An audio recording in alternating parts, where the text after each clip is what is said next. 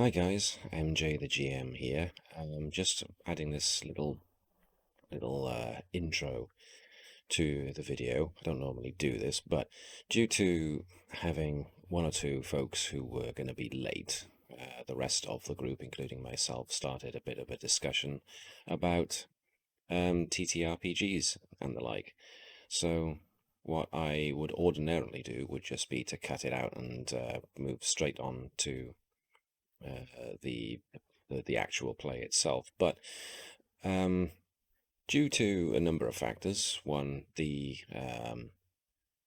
OGL scandal that went on in January of this year as of recording, and everything that happened subsequently, the discussion about which RPGs folks liked and thought were better, I actually thought was probably worth keeping. Just, if anything, so it lets folks know that there are other types of systems out there besides Wizards of the Coast's 5th edition system and other ones, because variety, as they say, is a spice of life, and of course it also lives up to what we talk about at the end of each of our videos with infinite diversity in infinite combinations. So if you want to skip ahead to the actual play, then just go to the timestamp that I will indicate below, and you can skip all that. It's about half an hour to 25 minutes worth of discussion of that kind of thing. But if that does interest you, then feel free to just continue on as normal. In the meantime, enjoy the video. Okay, we speaking still have to have our one-sided, not acknowledged competition with Modiphius' actual channel. Well, in that regard, actually, that does bring me on nicely too. I am going to throw the screen briefly onto what I'm looking at the moment, which should be... Yep, here we are. The animated Star Trek animated series supplement has now been released by Modiphius for Star Trek Adventures. So yes, awesome. It's yeah, I haven't got it yet. I'm gonna have a look at it. We've got life path options. We've got space frames and ships from that era, NPCs, creatures and critters. So who knows, might be a bunch of fun stuff that we can use, or at least put in the background just for, you know, shiggles. Similarly, I have noticed, oh yeah, before I get onto that, something else I wanted to bring up. So yeah, folks, if you're interested in the getting the animated series supplement for Star Trek Adventures, it's on Drive-Thru RPG, but I think that Modiphius are also selling it by their site, so I don't know. If you think it looks like fun, do it. And in the words of John Oliver, we're not sponsored, we're just fans. Yeah. But on the there was one thing I was going to try out with this group at some point, which I still haven't gotten around to because it's just one of the many things on my plate at the moment that I don't always get around to. Trail of Cthulhu is currently got a Humble Bundle going, and the proceeds go to Cancer Research UK, something that is kind of near and dear to my heart. So if any guys watching this, or any guys here present, fancy getting their hands on Trail of Cthulhu stuff on Humble Bundle, then here it is right here. I'm looking at it. I may well indulge. I don't think I'll ever get around to that episode of Star Trek yet, at least not yet, anytime soon, that's going to be using Trail of Cthulhu. How are you going to use Trail of Cthulhu with a Star Trek Adventures game, Matt? Well, that would be for you to find out and me to reveal, wouldn't it? Here goes Dad. Enterprise falls for a wormhole, ends up in Len. So the Spoon Experiment did a good piece on how to introduce Cthulhu basically to different things. He had examples for obviously D&D, but also cyberpunk and stuff like that. And there are a lot of Cthulhu games out now, which is good. Sorry, go on, Gareth. My favourite ever Cthulhu game I've heard of was apparently multi-sessions or like short campaign of Paranoia, where the conceit was Alpha Complex happened to be built on top of the ruins of some Cthulian city, probably like Relium or something. Yeah. So of course, in true serious fashion, just like Paranoia, the troubleshooters were going down and had to investigate. And when they came back with, tales of tentacled abominations from beyond the stars, the Fed computer girl went and told them to start singing capitalist themes to convert these obvious mutant communists into bending their ways. As you do. God bless Paranoia. Well, it's Paranoia. If you're trying to play it in any way straight, you're doing it wrong, in my opinion. Hello, Suitable Substrate. Welcome to the show. We haven't got everybody yet, so we are just talking about random stuff in the meantime. Speaking of, again, Modiphius are going to look to launch. I swear they're not sponsoring me, as was just said. Just fans. But Modiphius are launching their sci-fi kind of post-apocalyptic game, Dreams and Machines, which isn't based on any previous brand or anything like that, like a lot of Modiphius' stuff has been recently. Dreams and Machines is going to be coming out sometime soon, but we're not quite there yet. If you're into that kind of thing, give it a go. But some things that are near and dear to my heart, or at least they were until they were spoiled, but it did attract my attention. Assassin's Creed RPG is going to be getting launched at some point in the near future. I don't recognize many of the folks who are apparently generating the game, but one of the designers for the One Ring is involved in it as well, so who knows, it might actually be pretty good. If it's anything like the computer games, it'll be promising to start with. It'll get really good at part 2. Part 3 will be pretty awesome, and then it all falls apart from there. But at a later point, they introduce, pirate ships, so everything seems great, and then it goes pear-shaped again. So maybe that's the way that these books will go as well. We don't know. From what I gathered, the main issue of the series was they just started releasing them so quickly and so many that the writers just couldn't keep up. Yes, one a year was not the best decision they ever made, but there we go. Yeah. The Modiphius product I'm really waiting for is Cohorts Cthulhu. I was just reading up on that, yeah. Yeah. The Roman era. Well, I think it's the Republican era, to be more precise. Yeah. So I enjoyed the Achtung Cthulhu setting. The rules are also nice. So it's fun playing. Even if we did use Cipher System for it, yeah. But it's all the same, yes. Cohorts Cthulhu does read very interestingly, especially with their concept of like the Shadow or Hidden Wars. I think it's called the Hidden Wars. So, kind of, if I understand it correctly, re-evaluating some points of history or mythology and mixing it with the Cthulhu mythos. So, reads cool. I like the way it reads. I'm not saying I'm going to get around to hosting, playing, or whatever it anytime soon, but it's one of those things that's on the would-be-nice-to list. Oh, we could always go through a time portal, a wormhole or something. Well, yeah, I'm not saying it's impossible. I mean, the idea I've had for how to use Trail of Cthulhu, I think, is pretty sneaky, and I'm not at liberty to... Well, I am at liberty, I'm just not gonna divulge what I've got in mind, how I'm going to thrust you guys potentially into the world of the Cthulhu mythos in the Star Trek game, but that's for me to giggle. Bertram. Bad. The Collect Call of Cthulhu, well... it's not that great an interpretation. Yeah, but it combines Ghostbusters, Cthulhu, and awful puns in the title, so of course I'd love it. Slurp. That's the sound of your brains being dissolved by the creature as it feeds upon your mind. Hey, it's not like most people One in more the step world to use sweet oblivion. brains. Mike, haven't heard much from yourself.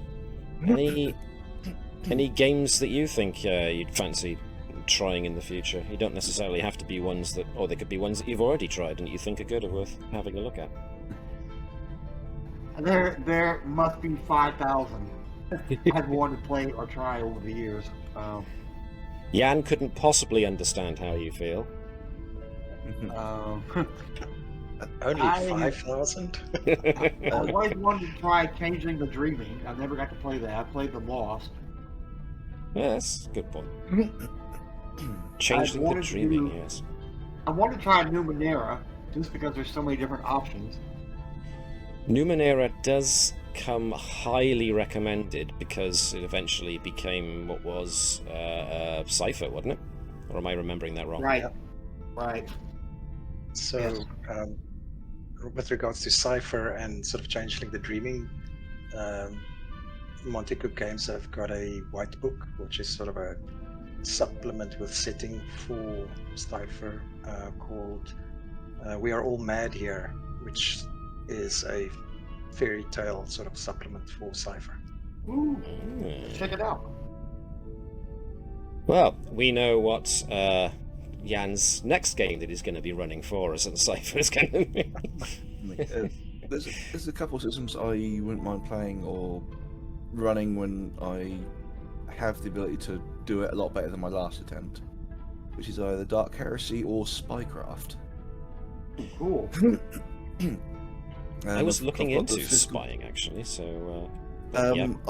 It took me a little bit to find it on eBay a few years ago, but I basically saw a video on the Spoonie Experiment about it on these Counter Monkey sessions, and I basically fell in love with the idea of being like a 90s, 80s, 90s kind of basically a character in a spy film. Like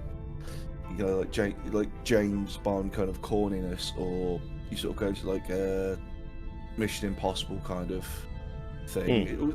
That's that era. Obviously, you can tweak it from modern day or going down, but the way it works out is quite good. It's similar to what you do for Star Trek. It's all based around scenes in an episode. Yeah, I think relatively recently, I was doing something similar. I don't remember what it was that sparked my sudden interest in spy RPGs. It was probably watching a good couple of James Bond films back to back, and then my brain does what it does best, which is go, "Ooh, we can do that," and gets obsessive about it for a couple of weeks before I watch something else that I think is great. So some of the games in that regard, spy games, I was pointed at. Blades in the Dark is making some very good waves these days, but Night's Black Agents was mentioned, as well as Spycraft itself, and Wilderness of Mirrors, I think, was mentioned too as potentially good spy-related I've got games. Night's Black Agents, I think. That's is it a Savage World, I think. Yep, Savage. You know what I love? Rifts. Rifts. Rifts, I love the description of Rifts being, it's the greatest game no one plays, because the first two sessions are the first two sessions are down to creating the characters, and by the time actual gameplay happens, everyone's too exhausted for character creation to play. and then one person plays a glitter boy and everything is over. Yeah. It's like, I'm going to do a roleplay thing and concentrate mainly on standard damage. Well, you may as well be jam on the floor on the beginning of the first session then. Yeah. I mean, it can't go as bad as was it the first time Mela tried to run Traveller and your character just got screwed. Yeah, all Travellers like renowned as, one where your character could horribly get screwed and die before character creation is finished. Hey, if anybody on chat has got any games they think that they would recommend to others, now's the time to pipe up. We've name dropped quite a few here, actually, so... It's so ridiculous. What was that one? Sorry, I talked over you when you said what? The game name? G.I. Joe. G.I. Joe. Well, the thing that gets me about the Hasbro line of role-playing games that are out now. What have we got? We've now got G.I. Joe, Mighty Morphin Power Rangers, Transformers, My Little Pony, and as far as I'm aware, they are all taking place in the same meta-universe.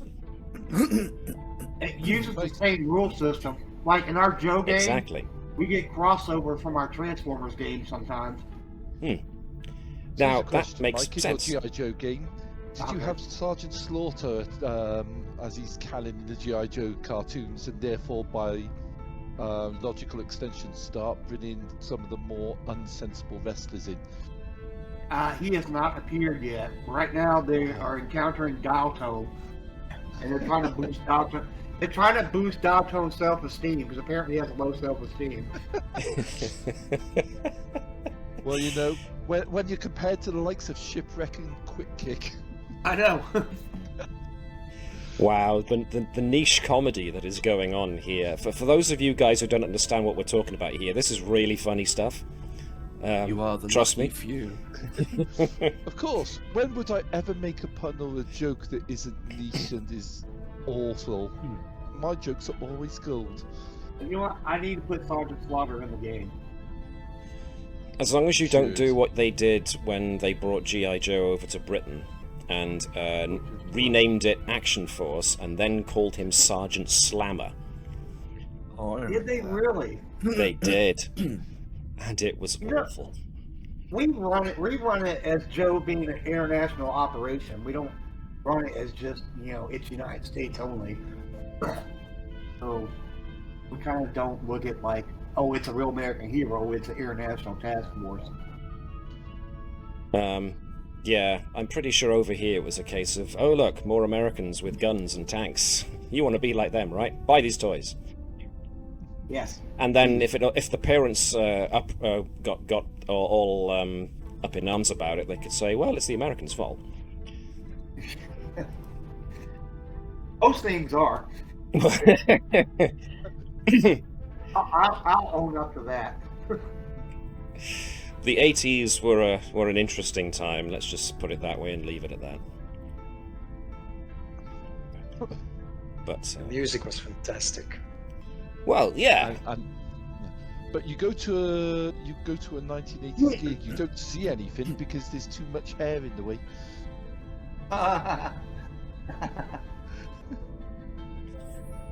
Dear. Right. The 80s era was exceptional. The hair alone. Gravity defied it. Oh, I still have a crush on Jennifer Rush. can't blame you there. Who was that Yeah, that she just did joined have a us? very- It was she did have a Webby. Very 80s. Is that everyone then? Nope, we are short of Davis. We are short of first officer, so the command is staff more are than gradually five. turning up. He's more than the 5 minutes late he claimed to be. If we can't estimate that, can we really trust him and his estimates of how completely normal and nominal everything is in the port nacelle? We really know what's in the port nacelle. It's full of contraband. We've discussed this. No, that's just what they want us to believe.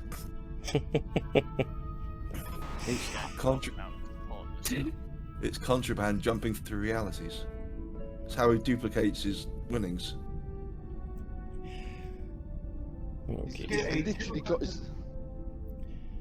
Mike, you first. Hold on to what you're going to say, Gareth. Go ahead. No, go ahead. Okay, Gareth, you got the go ahead. I was just going to say he's probably literally got a few alternate realities and subspace frequencies jammed into there just to help with his gambling. There are easier ways to gamble. I'm sure there must be. You know Vibers, he doesn't do things the easy way, he does things the interesting way. As long as he's not here to defend himself, absolutely. It's true. It's damn true. And if you get that reference, I will give you an advantage on your next task roll. Thank you very much. Now, Angle. Mr. Angle. You're missing your medals again. More an angle. Right, we are still short a first officer, so for the moment we're going to have to give it a little bit more, which is fine, because when this eventually comes out on YouTube, I can cut all of this out. Not sure I want to, though. This has been quite interesting. I mean, do we need Navis for this first bit? You could just claim he's a knockoff C-3PO and just leave him there. A knockoff C-3PO. He's not exactly the robot butler. Although he does have a fantastic front catchphrase. But that's Davis's catchphrase. He does sing into a frying pan, yes, that much is that much we've established. Is that C-3PO? Is that Buck Rogers Twiggy or something? Biddy biddy, uh-oh. Biddy biddy biddy, let's go, bud. That's going back a few years. Oh, yes! I love that show. Biddy biddy biddy, abso-frickin-lutely. I watched Buck Rogers in Afrikaans because everything in those days would dub to Afrikaans. Oh, fantastic. We don't need Vibers. Claut's button can do all the first officer and engineering tasks we need, which, if I recall, is fire quantum torpedoes, which is all the functionality we do need, so yes, totally agree. Ooh-ha. Right, we will give Mr. Davis a couple of minutes more, but we are running low on time to get everything done, so I'm going to get started definitely at 12:30 by the absolute latest, but I'm aiming to start this moving by 25 past. So, whilst we are still in the shooting at poor Will proverbial... That's what he did. He knows what he did. Other RPGs that I have not had the chance to look at but have been recommended. 13th Age seems to get bandied about a lot. I've never played, but I do like the system. I bought a Humble Bundle and I played it once at a con. I guess it's better than D&D. So that's the main thing I've been told about the 13th Age, yes. The other one that was that did fantasy better than D&D was Shadow of the Demon Lord. Oh, I love that. It's so lethal, though. It is very lethal, and I did actually try it. You may not live past the first game. Yes, Jan. That's in this last week. The Kickstarter for Shadow of the Weird Wizard concluded. Oh, it did. Excellent. It is the high fantasy version of Shadow of the Demon Lord, I should say. Yes. Very similar rules, but it doesn't have that sort of very dark, depressing setting. So that seemed to me to be people's main complaint about Shadow of the Demon Lord, was the system was great, but the overall ambience of it, it's all grimdark, so it's pretty harsh stuff. Davis update. The opposite of Jag's Wonderland, then. Is it almost back to 3 minutes? Okay, that's going to be the exact time I needed to get things started anyway, so that's cool. So Shadow of the Demon Lord. So what's the new one again? Sorry, Shadow of the Weird Wizard. Weird Wizard. That was it. Yeah, check that out. Looks really cool. Back that one. So only for PDFs because shipping to South Africa is crazy. Well. And I only deal in PDFs myself these days, so I can concur. On Jan's recommendation, of course, I've got Cortex Prime and Cypher Systems. Savage Worlds only because they've been doing a lot with Pathfinder recently. This is a good point, actually. Has anybody here actually played anything from the Powered by the Apocalypse rule set? I'm obsessed with it. I played it and learned a lot. Yes, I love it. One of my favorite things is it's fairly recent. It's called Apocalypse Keys. Right. I'm back to the Kickstarter. But yeah, I love that system because I like a narrative approach. A lot of people do recommend Powered by the Apocalypse, and I tried running one of their one of the systems that uses it, Worlds in Peril, which is like a superhero one, Yeah. had a lot of really interesting ideas behind it. But the thing, probably because I'm coming from Pathfinder and D&D and even Star Trek, Right. I have a real problem with their basically with their dice system and how you rank successes. Right. So it's an ethos thing. It's a whole mindset of how you play, powered by the apocalypse, and I have trouble wrapping my brain around it, and a lot of other people do. Well, a lot of people who prefer Crunch have a hard time with it. But, I mean, if I was going to play low crunch, I would rather do Fate, which people also have a problem wrapping their mind around it, I guess. Some people, depending on your background. But I really do love Fate. Fate's I always good. want to play that because the Dresden Files is on that. Yeah, I've that's been one to running a recommend it. game in Fate for about 3 years. And I was given the challenge by some of my Kung Fu brothers and sisters to run a Kung Fu themed game, and one Kung Fu themed game I found was a Fate one. So yeah, that was actually really good. So Fate, I agree, is a very good system. Yeah. In fact, I one could of probably my... do a... Go on, sorry. Oh, sorry. I could probably do an ad hoc game using Fate Accelerated without having any resources at my disposal, just because it's so...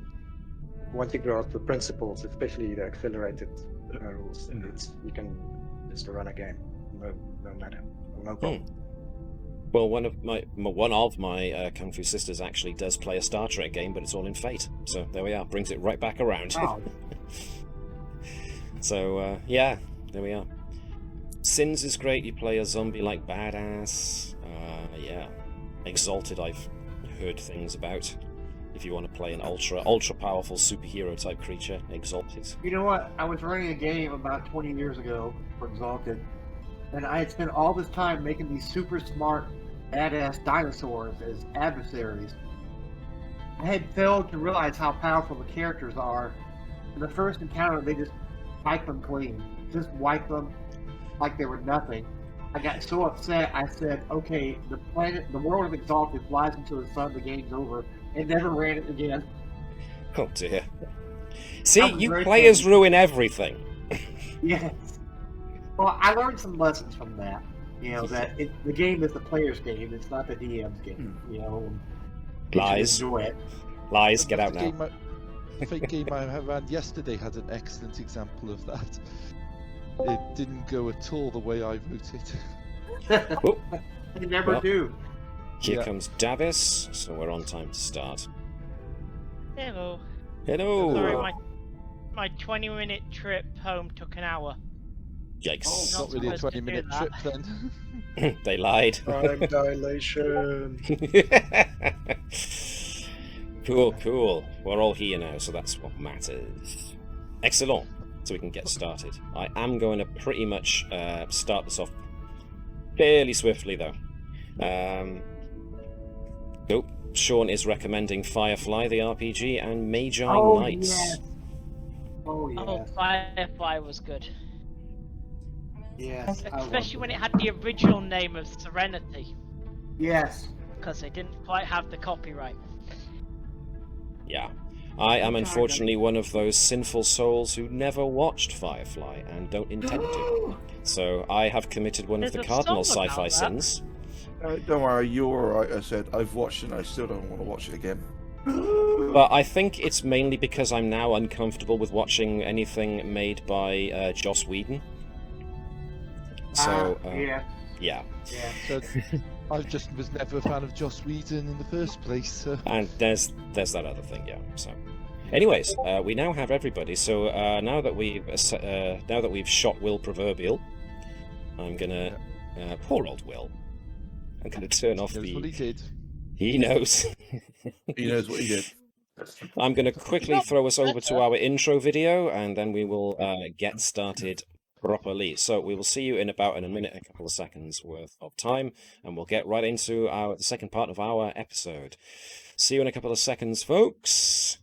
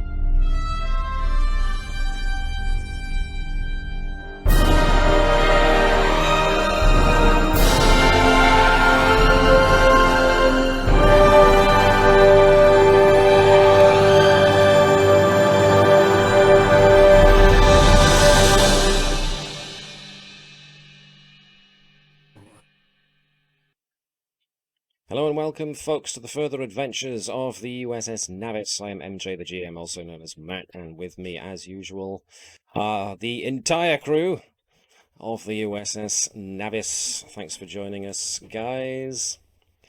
We will get straight to the action momentarily after I give folks a quick old summary.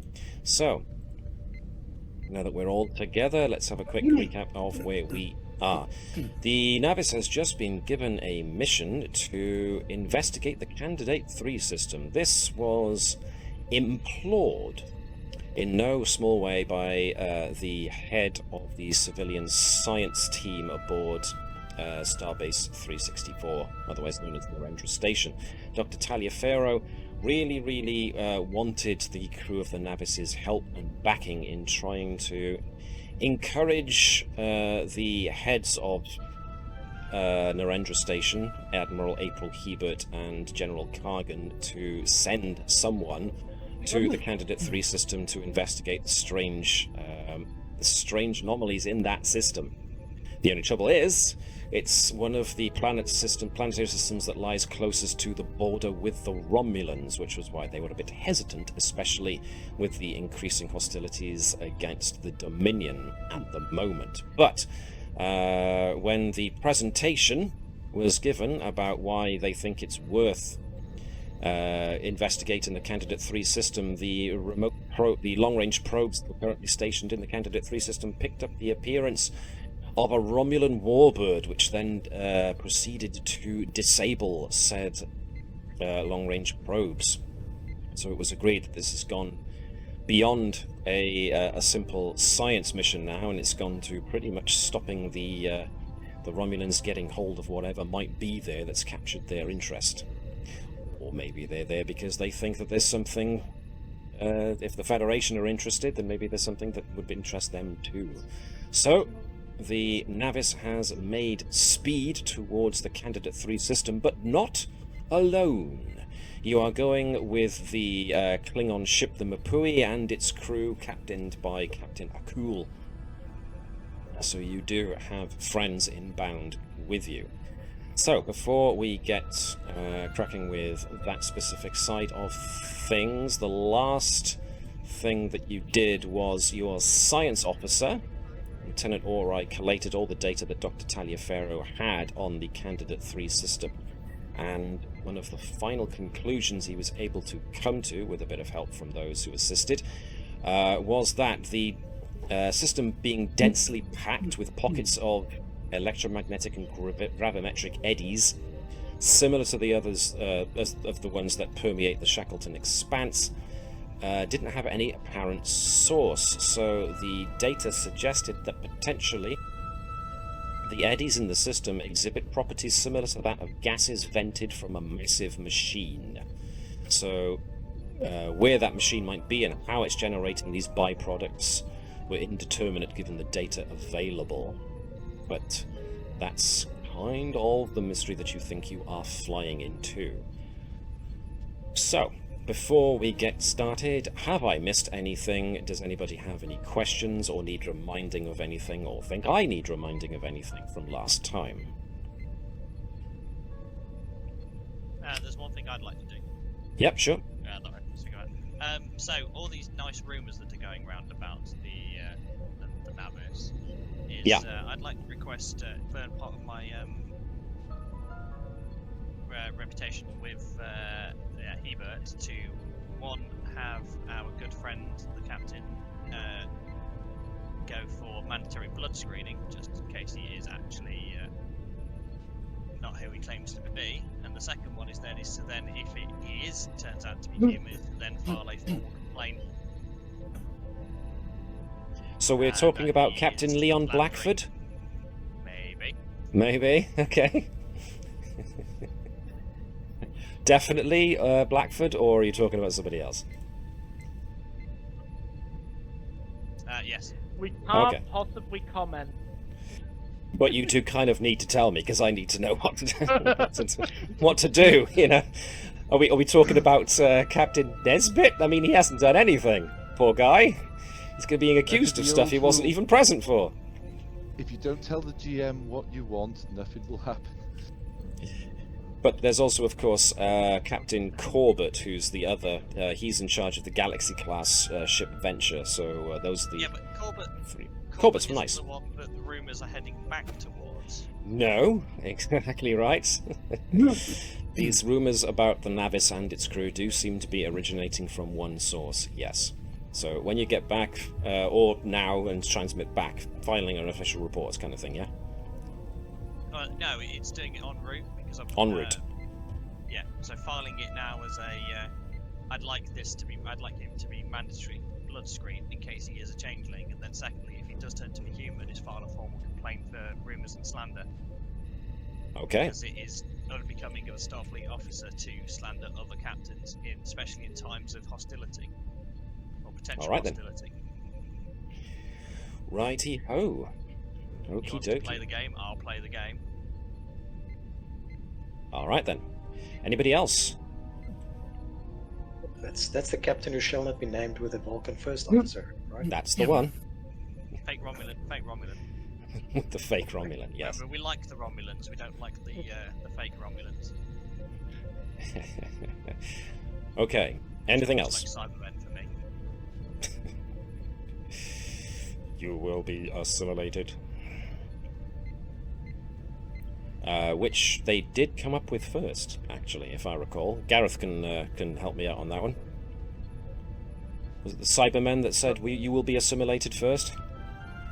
I Yeah. believe the Cybermen's Cybermen are original older thing than- was you will become like us. Or as you would be upgraded. That was the Yeah. Tennant era Russell T. Davis Cybermen. The So. Cybermen actually the original, I think one of their early full things, which I actually find when you think about it quite a bit more spooky, was you will become like us, you have nothing to fear. Just for the sheer kind of like divorce mindset they have from how horrible it is what they're doing. As opposed to the Borg that sometimes take a malicious glee in it. Well then. We exit the warp into the Candidate 3 system. I'm just going to quickly switch this over. And let's bring you in. So, first things first, I do need to plug this. The Starfield image you find in front of your screens here is by texturesforphotoshop.com. That's where I get it. They wanted to be credited. I give them the full credit due. And the first thing that happens to the ship as soon as it enters into the Candidate 3 system is that there is a minor shake. So everybody feel free, at home, on chat, however you're going to do it. Shake your cursor, I don't care. Do it in your chair. Give me the Star Trek shake. Well done, whoever's doing that. Star Trek shake. Thank you very much. No injuries reported, no damage reported, but there are gravimetric, tetraionic, and electromagnetic disturbances detected in the system. As such, Shields up. well, indeed. They are of intensity enough that they deserve a trait of their own, which means that any tasks to do with sensors are going to increase by 2. That also includes navigation, because you need to navigate by your navigational sensors. Nah, we don't. Just fly blind. Now we've got the image of Keval just there with his hands over his eyes going, I don't even need to see. I don't even need to see. Antennae. It flies by antennae. I feel my way through space. Yes, because that's exactly how. That's how it works. Just open the front window and have a look. Yeah. Lick your finger, put it out. Yeah, that's where the wind's coming from. That's where we go. Well, at least we'll be able to work out where the sun is because of the extrasolar wind, so you'd at least feel some of it. All right. It's at this point that I'm going to throw us back briefly to the bridge.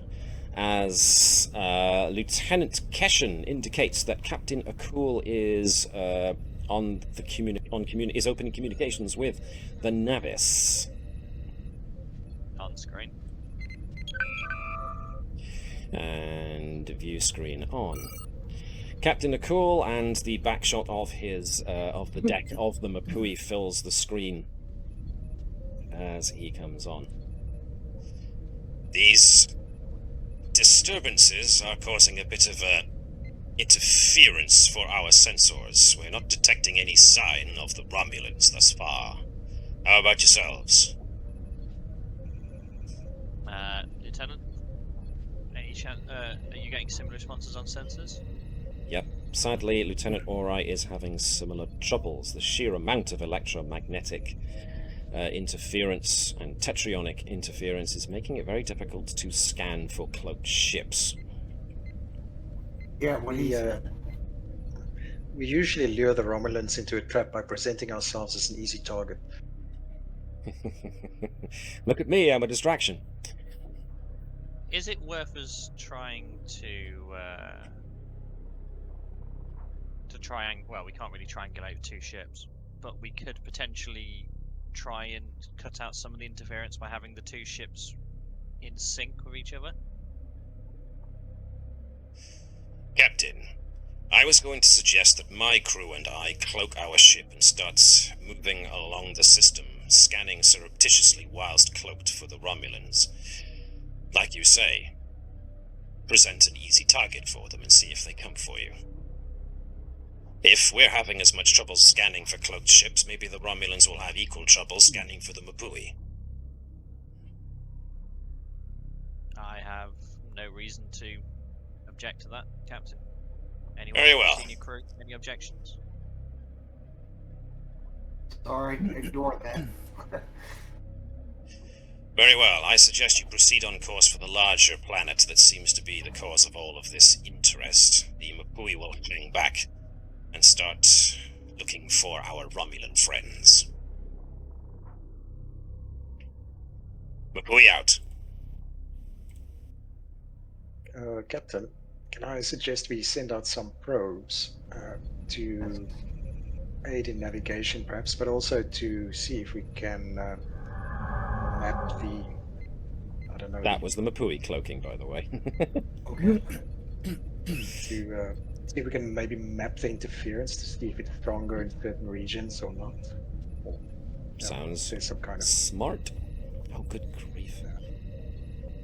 Sorry, my momentum and threat tracker has gone again. Every time I switch from one scene to the next, when one map to the next, It's alright. What it says is 14 momentum, 0. Yes. Which is I agree, I interesting saw because that, you yes. have a maximum of 6. Some weird space-time good. dilation has happened here. Oh, look, it's actually 1. Modiphius changed the rules. Yeah. Did you not see the patch update, the patch notes? That's not Well, our if that's what the keyword patch thread. update says. We'll have to put that in the next game because I've already started this. I'm going to have to recode the entire Foundry thing now. Dang it.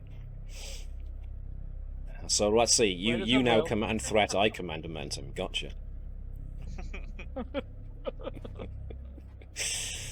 So I get to make things easier for you. You get to make things harder for yourselves. I like it.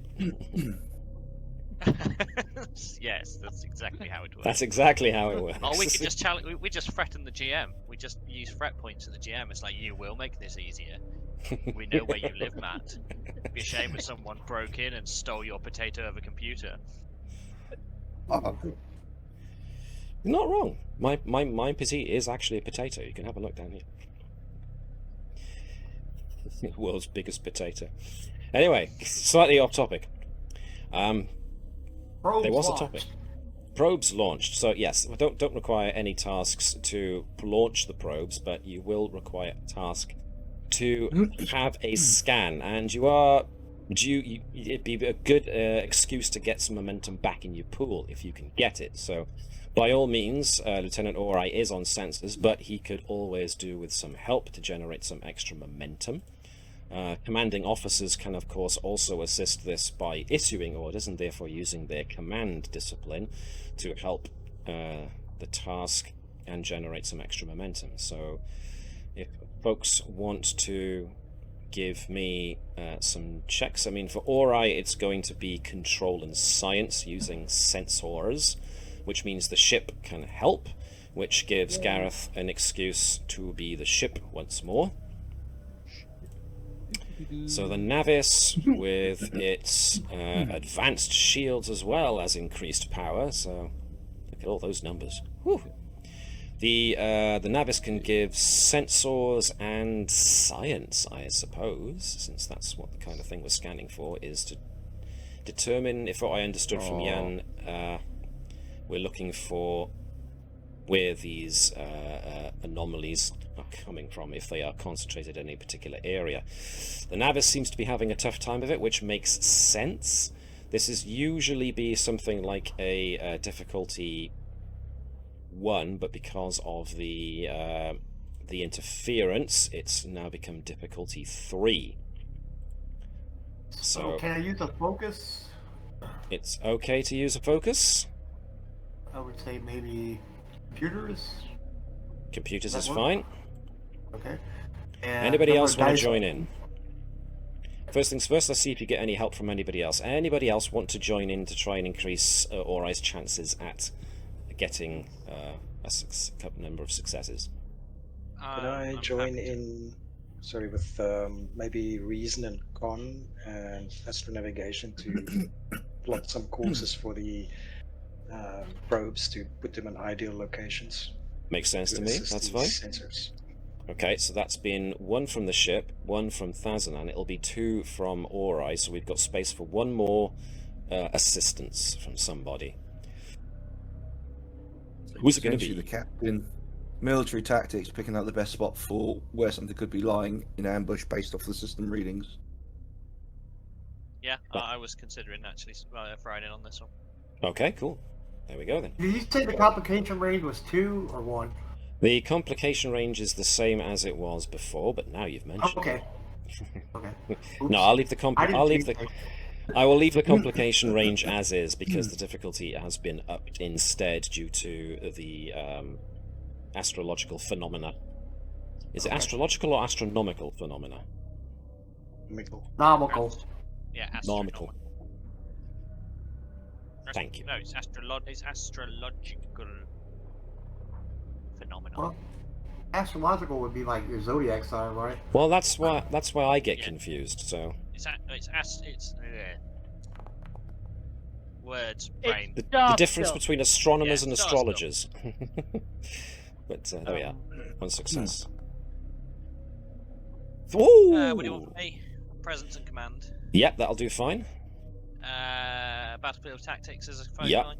that's what was suggested, so that would make the most sense. 1 success, so we've got 5 successes in total. I wanted 3, so you get 2 over what's necessary. 2 momentum to the pool. Nicely done. So, let me see. Yeah, the majority of these disturbances do seem to be centered around the largest Class M planet, which is the 3rd in the system. That seems to be one with the largest concentration of these EM, tetraionic, and gravimetric disturbances. For whatever reason, the sensors do not show the presence of the Romulans, but considering, again, the sheer amount of disturbance that is going on in the area, it makes a heck of a lot of sense. So, you now have a good idea where a good many of these disturbances are, and as such, I am going to change the difficulty of the pilot check. That's going to be needed by your helmsman, aided by the ship. So, somebody who hasn't been somebody else can be the ship. Shaun, if you could be the Navis for me, please. This is probably going to be engines and con from the Navis, 1 dice. if we can get Keval's control and con with his usual focus, and because you've got, I think it's push the limits. Yep. Then we I have a lower question. the limits. Yes, you got a question, Mike? I can wait till after the roll. Okay, cool. Hold on to it then. Don't forget it. Navis earns 1 success, so yes, the Navis is feeling a lot better about this. 4 successes once again. Once again, Keval Thazanan, he's just doing it with his eyes closed and feeling his way through space. That's now a full momentum pool. Good lord. He's kind of starting to work out where Clawt's guiding hand goes. He just You talk about that as how cults start. Clawt's guiding hand also, and I hate to say this, but Clawt's guiding hand also put me in mind of something like Big B's guiding hand from D&D. So all of a sudden, Clawt is transcending game systems and is also becoming a D&D wizard. Oh dear. Never mind. But yes, using the data that you have just gathered with your sensors and your probes, and that therefore allows Keval Thazanan to use his considerable Helm skill to guide the Navis safely to the third planet of the candidate system. So let's have a look at this planet. The planet is in, to no illusions that it is huge. Even at a distance, the third Class M planet in the system seemingly fills the view screen, easily twice the diameter of Earth. Its surface glimmers dully in its star's light. Every meter of the planet's surface seems to be covered in ancient stone ruins and spires, visible even at a distance of thousands of kilometers. Unusual pulses of energy trip the sensors at irregular intervals, and you can almost see the swirling pockets of tetrions and gravitons between the ship and the planet. And that's what some of these flaky, swirly things are. Is you've got various dense pockets of stellar gases and space jellyfish. energy swirls. What was that, sorry? Space jellyfish. Space jellyfish. So Good we have old a good idea where those pockets are, right? Yes, and as such, Keval was able to guide the Navis pretty safely through them so that none of them impacted the ship, and you are safely able to get over standard orbit over the planet. So, based on how those pockets would have affected us, can we assume it might have affected the Romulan ship as well? in all likelihood. Narrow down the parameters of where they might actually be, because it probably wouldn't hang out in the pocket area. So, Good point, good question. And Jan, what was your point topic? Additionally, if we learn something more about the anomalies in their position and eddies and flows and stuff, we can maybe send that information to the Mpui. Would probably make their job a lot easier, yeah, sure. So those are two very good avenues. I mean, sending the data to the Mpui will require no work whatsoever. That's just an easy old thing. That's a good point. I've just remembered something. You guys had a very quick signal system set up to alert them, well, either the Mpui or the Navis to alert the other in case there was danger. It was a very simple thing, if I recall. Was it code red or something similar? I forget. Not red. Code green. Code green. Well done, thank you, yes. So, I've just remembered that, so it's probably worth keeping in mind. So, the telemetry data you've got of the pockets of where the gravimetric and tetrionic eddies are have been dispatched up to the Mpui wherever she's loitering at the moment. As far as getting a good fix on where the Romulans might be, like I've said, the eddies appear strongest around the third planet, the larger planet. There are two other Class M planets in the system, which, as has already been noted previously with the long-range sensor scans, rather unusual. The two of those planets don't seem like they originated in the Candidate 3 system as well, so this does seem to fit so far with stuff you have learned about Tilical or Tilical-based technology. So chances are looking pretty strong that you are onto something very definitely linked to whoever or wherever that race might still be.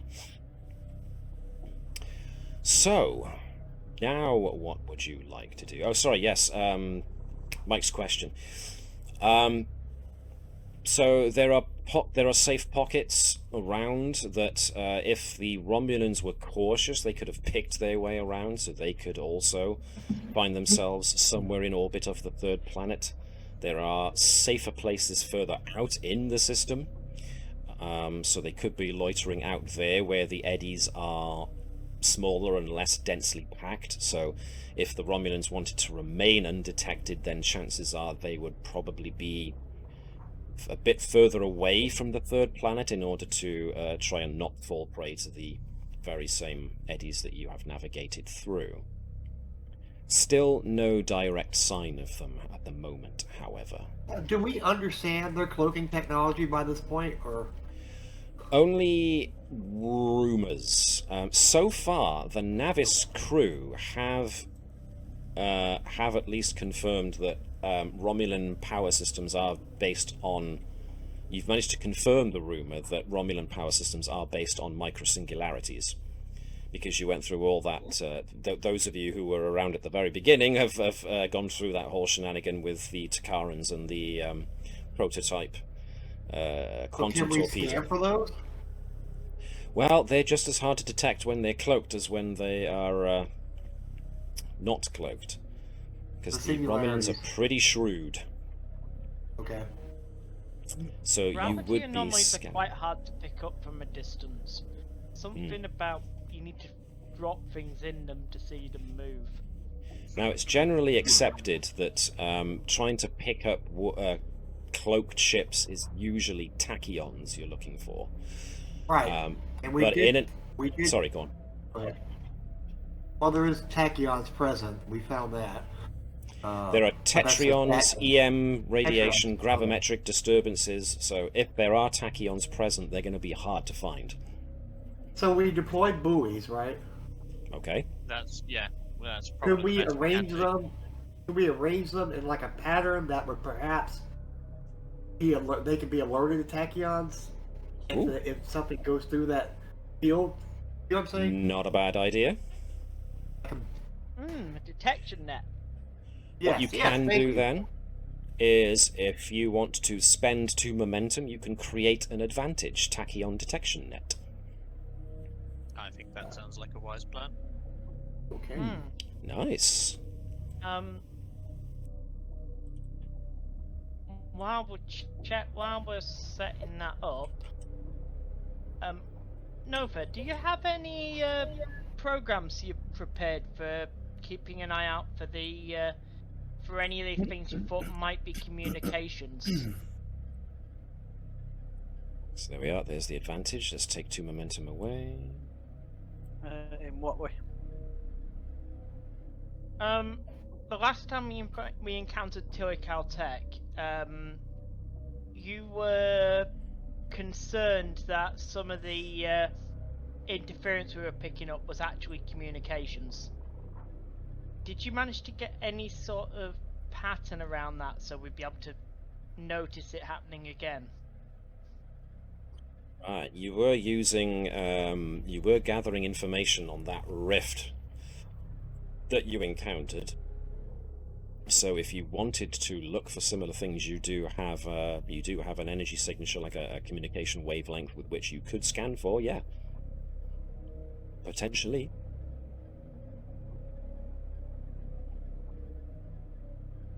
Thought we'd confirm that definitely was communication. Yep.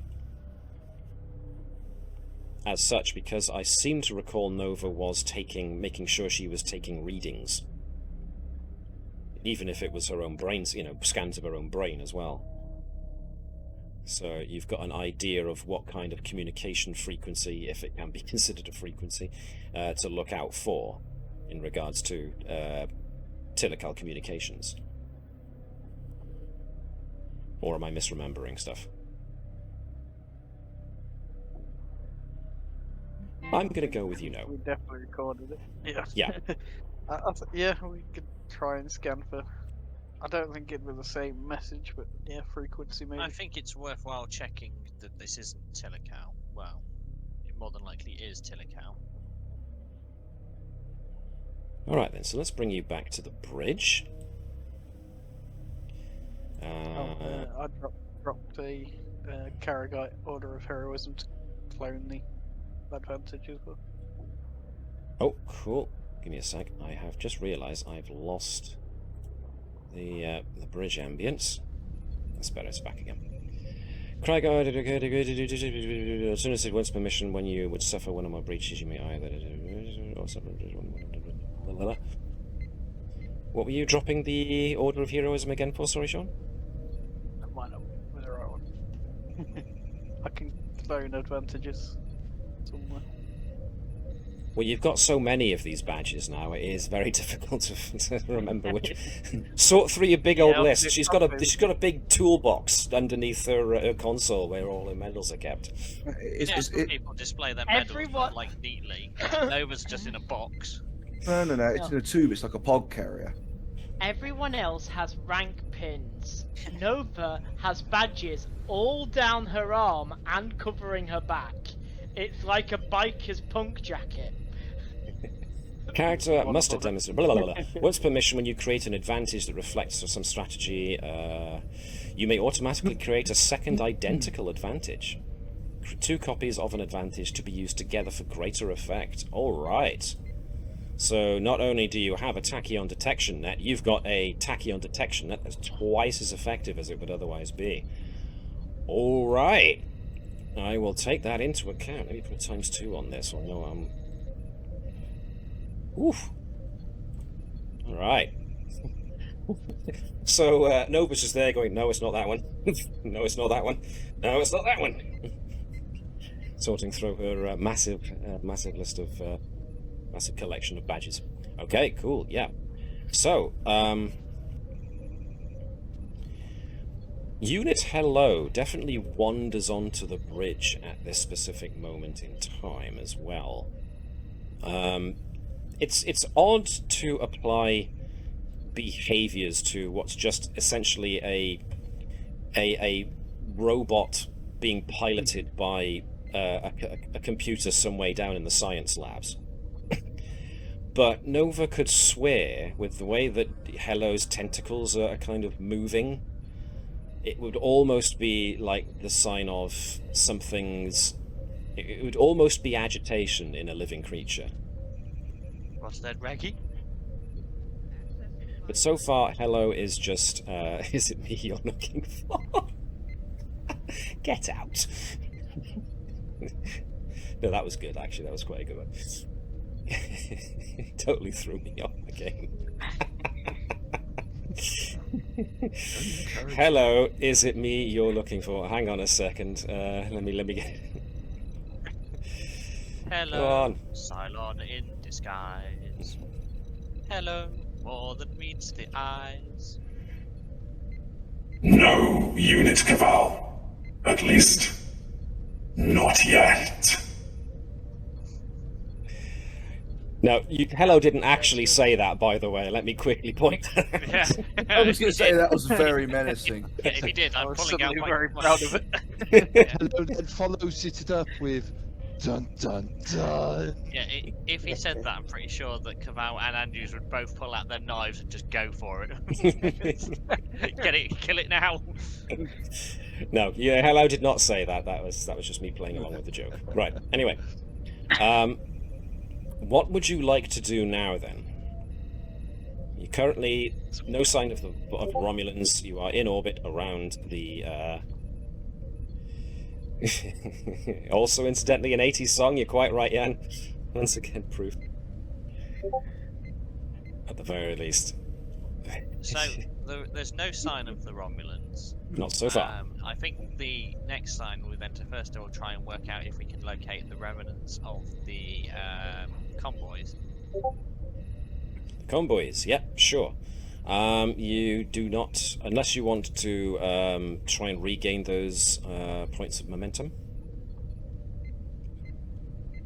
It's up to Do you. I need to roll for the sensor arrangement? Well, that's it. I mean, this would be a pretty simple scan as far as I'm concerned, so I wouldn't necessarily think you would need a roll in order to do it, but Well, it for depends setting if you up guys... the advantage net thing. True enough. So it depends. Do you want to have a roll so that you can try and refill your momentum pool? Is basically what I'm trying to drive at.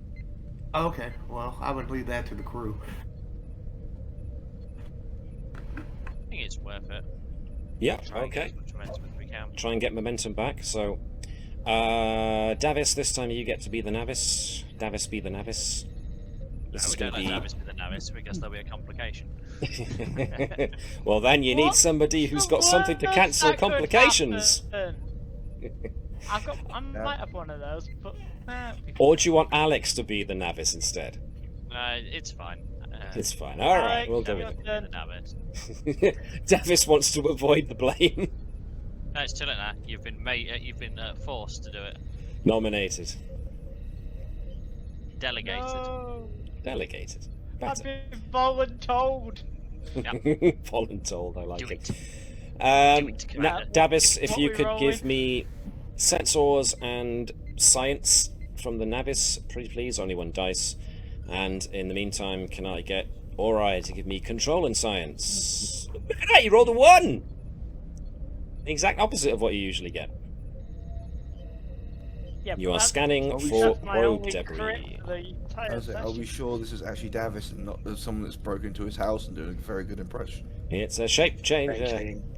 Changeling, No thank you. consequences. You are able to successfully find the remnants of the long-range probes that were dispatched by Narendra's station. There's not a heck of a lot left of them. There's basically just dust particles left, but Wow. the alloys in the dust suggest that that's from the probes. So that actually suggests that the Romulans either A, believe that this is more of a spy network because they didn't actually they didn't interfere with the probes, they just detonated them. Which potentially gives us the advantage is the Romulans may not know what's out here, and they're going to be more suspicious on the fact that the Federation are potentially spying on the Romulan Star Empire. Or they just Just took it as me. an act of aggression and destroyed it.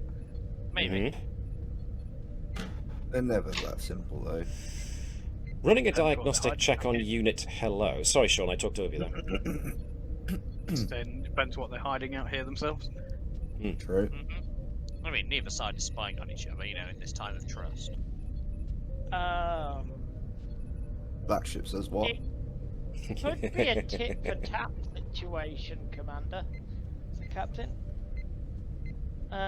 We have had a few minor incidents where the Federation might have been in the wrong recently. Now, really? Really? You're talking about the cloaking device that's been... oh no, sorry, that operation that doesn't exist, that was withdrawn very quickly from public record. Are you saying a Defiant class actually got commissioned? That thing's a death trap. I'm talking about the phased cloak that part of Starfleet Admiralty was... No, I mean, that never happened. Nope. This is That what never you're talking happened. about. Yeah, this is definitely in the classified parts of the Federation records. I do remember when they were advertising that, but that was quite a while back. So, where were we? Advertise? How would you advertise that? Do you fancy going on a special mission into space upon a very special ship? Join the USS Pegasus for not at all sinister reasons. Well, We need you to go on a mission that you can't tell anybody else about. Would you like to know more? pretty much. And rather than the old recruiting poster of a guy with his finger pointed at you, it's a guy with his finger over his lips. Anyway, the diagnostic check on Unit Hello sees that the Hello core, as it is, based in the science decks, is... It seems to be showing a fair amount of activity, but it's doing a lot of internal... It seems to be doing its own internal diagnostic. So when you when Nova activates the diagnostic of the unit as well, you already find one's on is one. Yeah, you already find that one is being run, and Hello itself initiated the diagnostic, but it is showing. It seems to have run that diagnostic in response to a part of its a part of the core activated, and it's not sure what its function is anymore. It doesn't have the core has, as has already been established, it's got gaps in its files and in its processes. So it has processes that activate under certain circumstances, but the procedures that are meant, the functions that are meant to be run when those conditions come are missing. So it has holes in its knowledge, and so it's running a diagnostic. Trace the link that started that. It seems to have been a power. It seems to have been like a power fluctuation in the core circuitry itself. The only time that you have noticed something, or that internal sensors have noted something similar, was when you were evacuating these scientists from... what was the name of that system? The one where you had to evacuate the archaeological colony. Oh, I know that one. The one that was done very recently. That would be the Alpha Tauriu system. So the few artifacts that were physically brought on board the Navis, when that massive portal in space opened, a lot of those, some of those artifacts somehow powered up, but then as soon as it closed again, they dimmed and haven't apparently done so since. So in a similar fashion, something in Hello's core did activate, but Hello is unsure as to what activated it and why, which is why it's running its own diagnostic. Can you say sleeper agent? What was that, Alex? Can you say sleeper agent? There's no actual emotion coming from Hello, but yeah. Sleeper agent? You mean we need to look at Mr. Edwards' record again? What was that, Shaun? I'll just let Hello know he's doing a good job and to keep that as part of his programming to do so. Okay. I'm going to seduce Hello to find out if it's really a sleeper.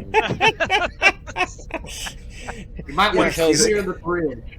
Ori's so good he can seduce machines.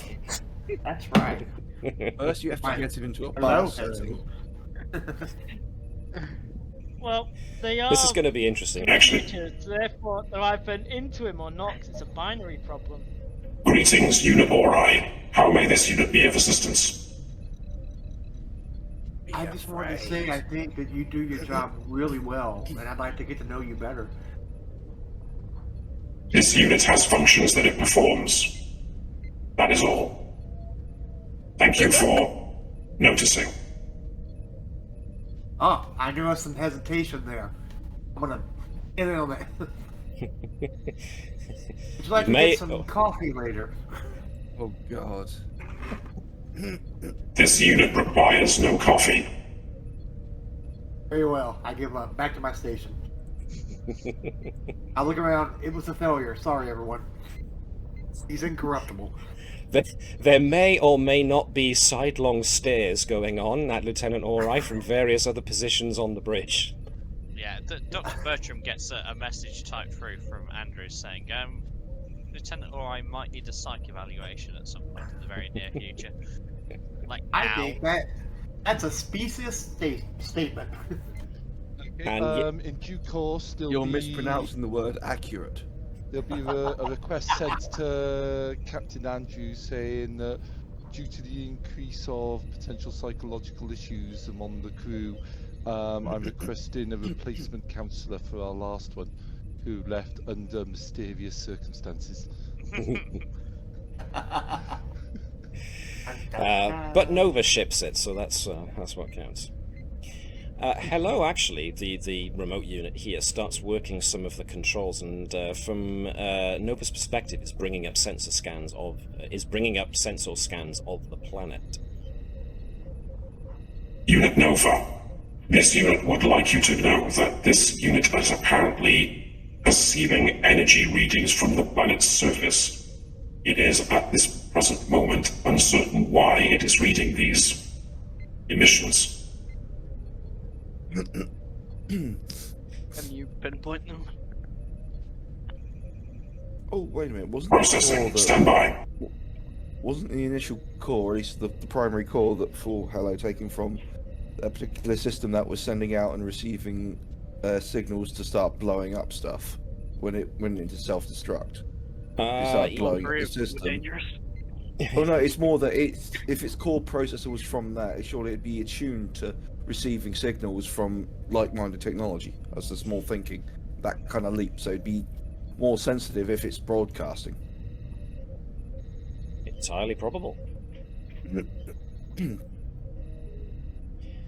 Unit Hello seems to be pinpointing as much as it can an area on the surface, which does seem to correspond with the strange light show that occasionally pulses from the surface. Your sensors are getting energy pulses coming from the surface, and it seems Hello is suggesting the area on the surface where these pulses are emanating from. It's not accurately accurate, but at least gives you a narrower focus than having to scan the entire planet, or search the entire planet. So, what would you like to do? I think let's put ourselves into standard orbit.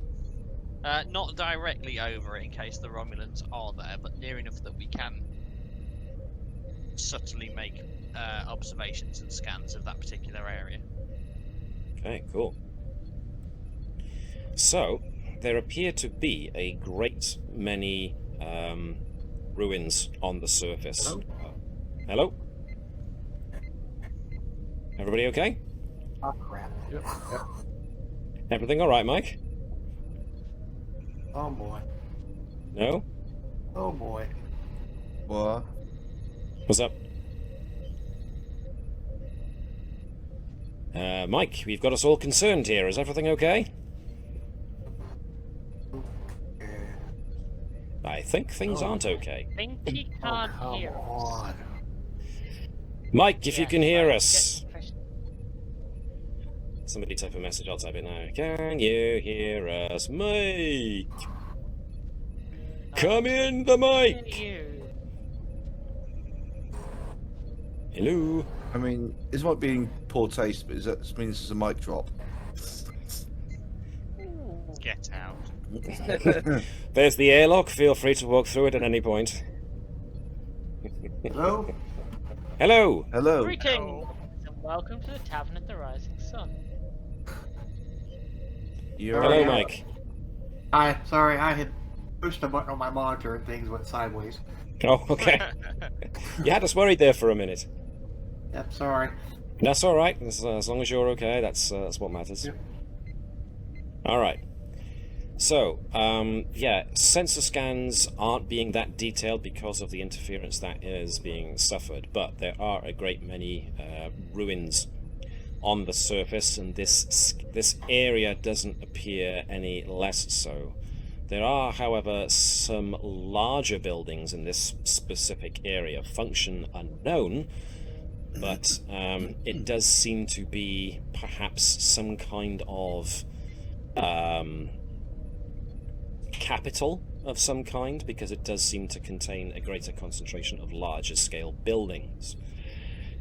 If there was civilization here. I beg your pardon, sorry? What's the atmosphere on the planet? Breathable, just about. It's a bit dusty down there. What class is it? The planet. It's Class M. Cool. Can we use, anthropology or archaeology to find out any more data, or do we need to beam down? You would, with the amount of interference that's going on, you would probably be best served if you beamed down so that you could get a look at these places directly, and then you could absolutely use your anthropology. Down rather than beam down with the high levels of interference. The interference, thankfully, is centered more in space. It is going to make beaming down only slightly more difficult than usual, but nothing that you won't be able to compensate for.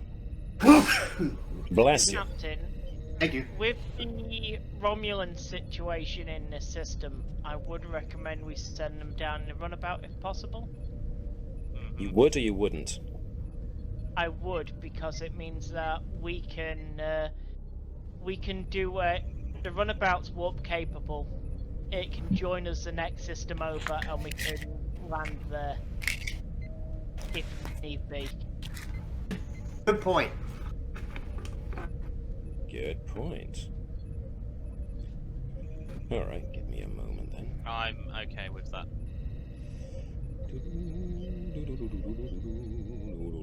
We could land them in a Samson, but that might be a squash trip. Wow. Keval would be fine in the Samson. Everyone else in the Samson who's going down. It's going to be a bit of a squash to go down in the Samson, is all I'll say. Just not trying hard enough. Well, exactly. So, you want to go down in a runabout? Yes? Okay. Yep. Commander, pick your away team. Yep. I would recommend that Unit Hello is potentially taken down with you, but at the same time, it's one of them of it might react badly down there, but then again, if it reacts badly up here, it's better off reacting badly down there. It's drone unit, so it wouldn't be any more affected as long as we don't take the core. Edwards would volunteer. I need a archaeology expert. If I'm taking Hello, Nova, are you coming? Yes. Yep. Keval, I'll need a pilot if you're free. Yeah. I think it'd be worthwhile taking Lieutenant Ori with you as well, and Dr. Bertram just in case. Yes. Room for one more. And yeah, since the captain's probably not going to want to come down themselves. Yeah, take Claw or let's take Bravo security. Bravo. Yeah, Bravo. So you have a security officer. Bravo. Alrighty. That's your away team, yes? Nice. Yep. It's going to be snug in the runabout. It should be fine. The runabout's pretty big. Co-pilot seat.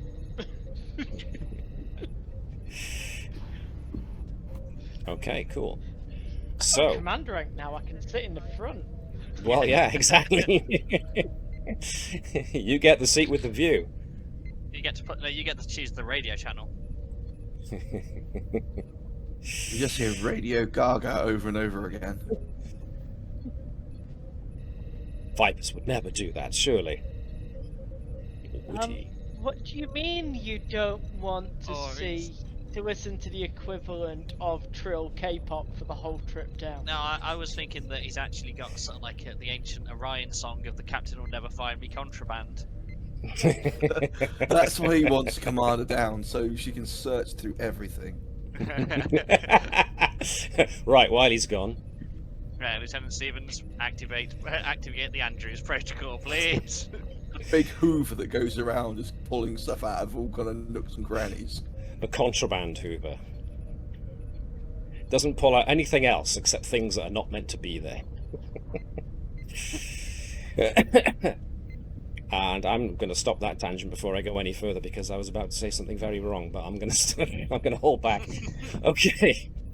This is going to be a very easy trip down, so I'm not going to require a piloting role from our Chief Helm officer. Oh, go on. He could roll a what? He could roll a 20 and have a complication. Go on. You just want to see if he crashes. Yeah, puts another scratch on it. I could roll a complication, but then again, I've got that. You do. what's it, Legion. So you might want to Legion have it ready badges. to go just in case, because if you don't get it out before I say what the complication is, then yeah. Go on then, give it a control and con roll. See Sorry, how Lenny's just been the- acrobatically you dive down into the atmosphere and pull up at the last second. Unit hello, activate red shirt protocol. One success. Lenny's It was just a already 19. Yeah. Lenny's standing in the shuttle bay as you're about to depart, and you just sort of like see him with his claws out, and as soon as you get near, he's just like, Was it me, Commander? Not I. I The was captain merely didn't buffing out suggest the anything. scratch. Activated red shirt protocol and request from the captain. Very well. Okay, so yes, the runabout makes it down with no problems. So let's change it to the surface. So as soon as you disembark from the runabout, crumbled buildings and damaged spires are visible in all directions, as are piles of stone rubble and assorted ancient detritus. One common element visible in all the walls, spires, and ground slabs are grooves cut into the stone in either straight lines or at precise angles. Glyphs of an unknown language are carved within the walls and spires as well, similar to glyphs found on other ancient sites discovered excuse me, over the last few months. A light wind kicks up whirls of dust here and there, and the entire area is blanketed in a strange silence of a long-abandoned city. There are no animal noises, no apparent sounds of machinery, aside from the gentle chirping of your tricorders. Immediately start scanning the from a distance the ruins, just comparing them with what we found before of Telekal sites, comparing like mineralogy, mineral content, metallurgy, general just cultural symbols, as well as throwing it through the universal translator set to Telekal. Okay. The tricorder definitely appears to back up your thoughts. This does these do bear heavy resemblance to what you've encountered before. The best example, Bertram scanning for life signs. Okie dokie. I'm going to ask Bertram to give me a control and medicine check for scanning for life forms, please. Meanwhile, yes. Beg your pardon? Any of my focuses come into play? Biology will do fine. One success. Interesting. I'll get to you in a second then, Gareth. If I don't, then nudge me. But Okie dokie. Edward's scanning the area. Yes, the structures around here bear heavy resemblance to Tilakal's structures. The best examples. Why? The best examples that it draws reference and parallels to would definitely be the monoliths you encountered on Bacchus 4 before the Bacchus system was duly destroyed by the very same monoliths. Also the iconography found on the ruins you discovered on SETI Alpha 5.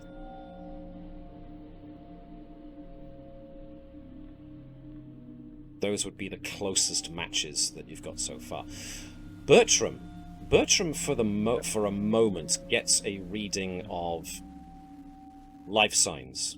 Unable to localize too much, but it was there and then they were gone. There seems to be a good amount of interference being kicked up from whatever these energy pulses are, because as soon as Bertram thought he had them, there was this random energy pulse that just happened all of a sudden, and then the life signs were lost. Whether that means they've just moved out of range of a tricorder, or the detection software or hardware inside of the tricorder suddenly got fried from that energy pulse is at the moment unclear. I'll let the rest of the team know that we may not be alone. Vipers would like to take an empathic reading for That's any me. I odd don't know psi why I come signatures. up as Vipers. Oh, I beg your pardon. You had someone else. That was you. All right, wanting to take an empathic reading. Yeah. If Ori wants to, you've probably had him selected, that's all. If you want to make sure yours is selected, do the usual thing where you hold and draw a square in an empty space to deselect everybody. It's probably because Vibers is the people's Vibers still. Well, technically you should have access to everybody's character, because, you know, just in case somebody wasn't present. Nevertheless, psi signatures... I can actually see Edward's character sheet, and it clearly does state human compared to everyone else. That's a changeling to me. I think you can all copy. Remember, he's the only human on the ship. Which That might means be Ori true. has since been taken over, replaced. Yes, if I can He's been get assimilated. Lieutenant Ori to give me an insight and command check if he's using his empathic abilities.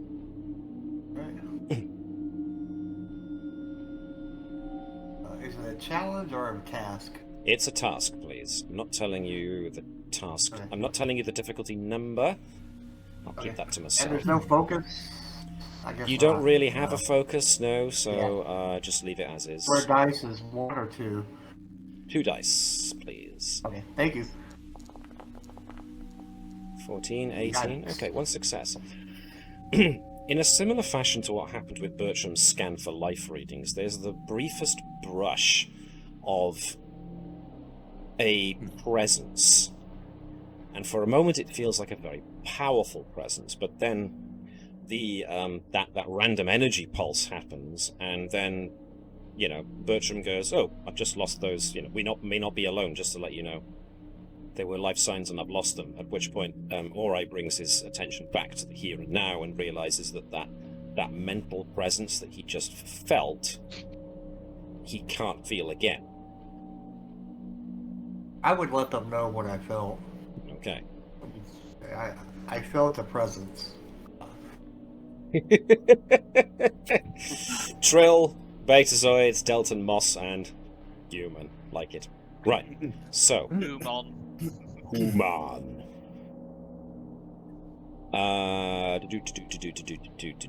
So, what's...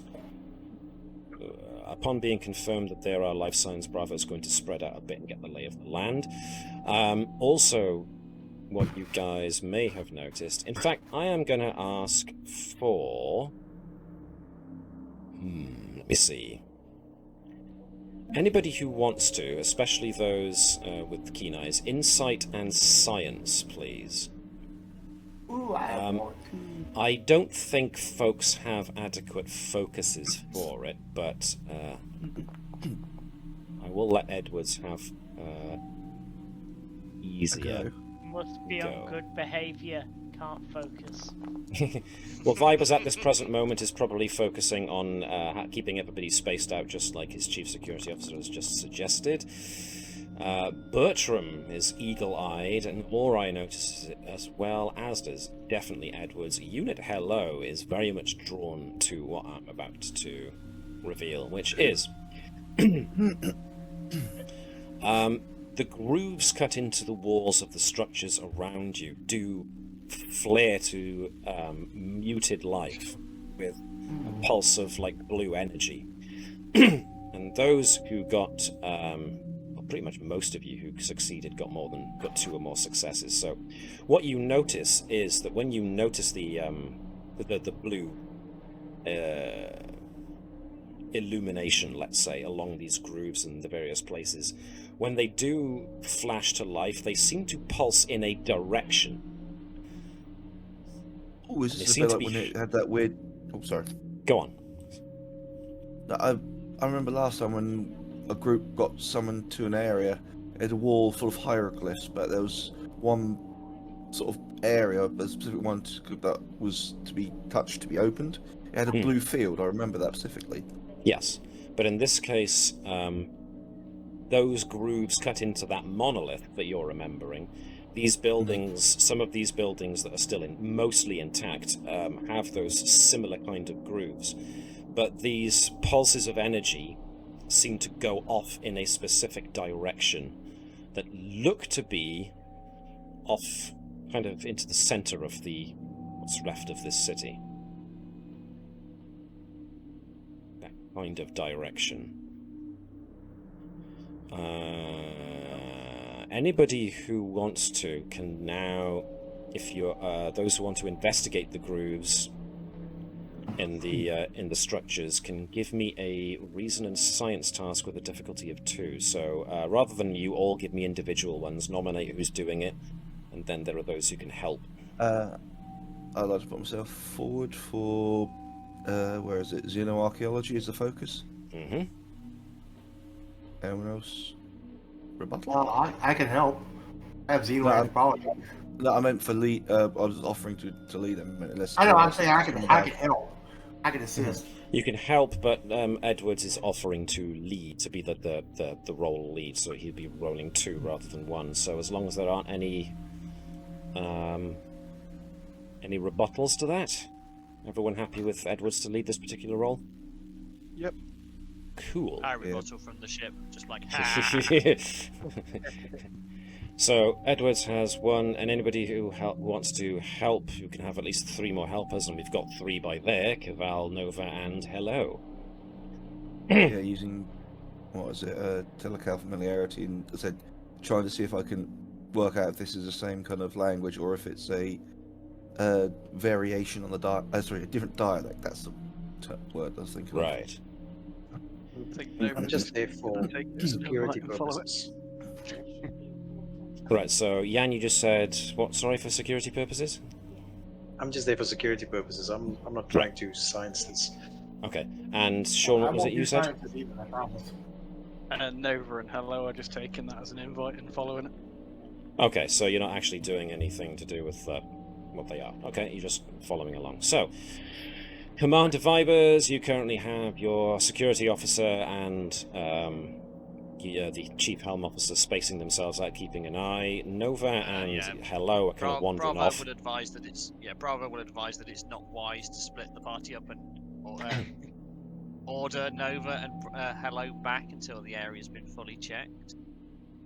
No one's helping. And keep an eye on Nova. Maybe some antennae too. Right, 1 success from Edwards was... Mike wanted to help, didn't he? Did Ori want to assist? Yes, okay, let's get you over there as well then. Reason and science, please. Your... Let me see, xenoanthropology will definitely help. Okay. Definitely apply. Why do I get the impossible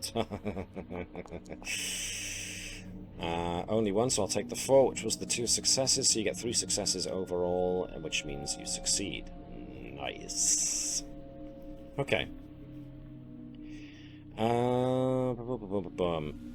One of the larger structures farther to the northeast of your current position seems to be emitting a power signature. So closer investigation in that direction does appear to be warranted, and it does correspond with the pulses of blue light that are going along the grooves in the buildings and the structures. It lasts for only a moment, though it does seem the energy is moving in the direction of the structure that you have just made note of.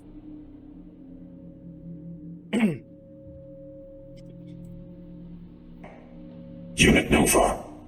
This unit would like it be known that it is suffering from a failure to reconcile code activation to function presence.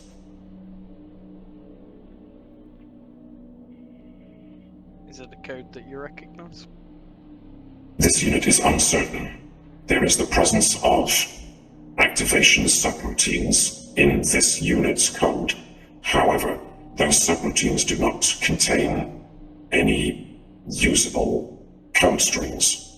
Therefore, this unit must conclude that something this unit was previously familiar with is now no longer present in this unit's codebase. Something familiar might very well be nearby, although why it is familiar or what it might be, this unit is unable to hypothesize. Could you send me a copy of the code? Compliance. To Nova, the code does indeed seem to be the firing of various conditional statements. If this input present, then activate this function. The function has the equivalent of a function identifier, but when you find the actual code identifying what the function should do, it's just a corrupted blank bit of code. So as Unit Hello was trying to suggest, there are subroutines attempting to be activated, but there's nothing of substance in those subroutines anymore.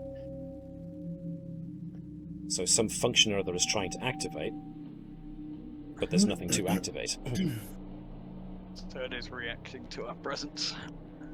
Nova will pass that on to Fibers, as it definitely seems to be inviting us in. Or at least reacting to us being here. Right. Alright, anything to counter that you've seen, or? Alright, let's think. The presence that Ori felt in his mind seemed to be coming from the direction that these energy pulses seem to be heading towards, definitely, and that also corresponds with Bertram's life signs detected. They all seem to be aiming in that particular direction.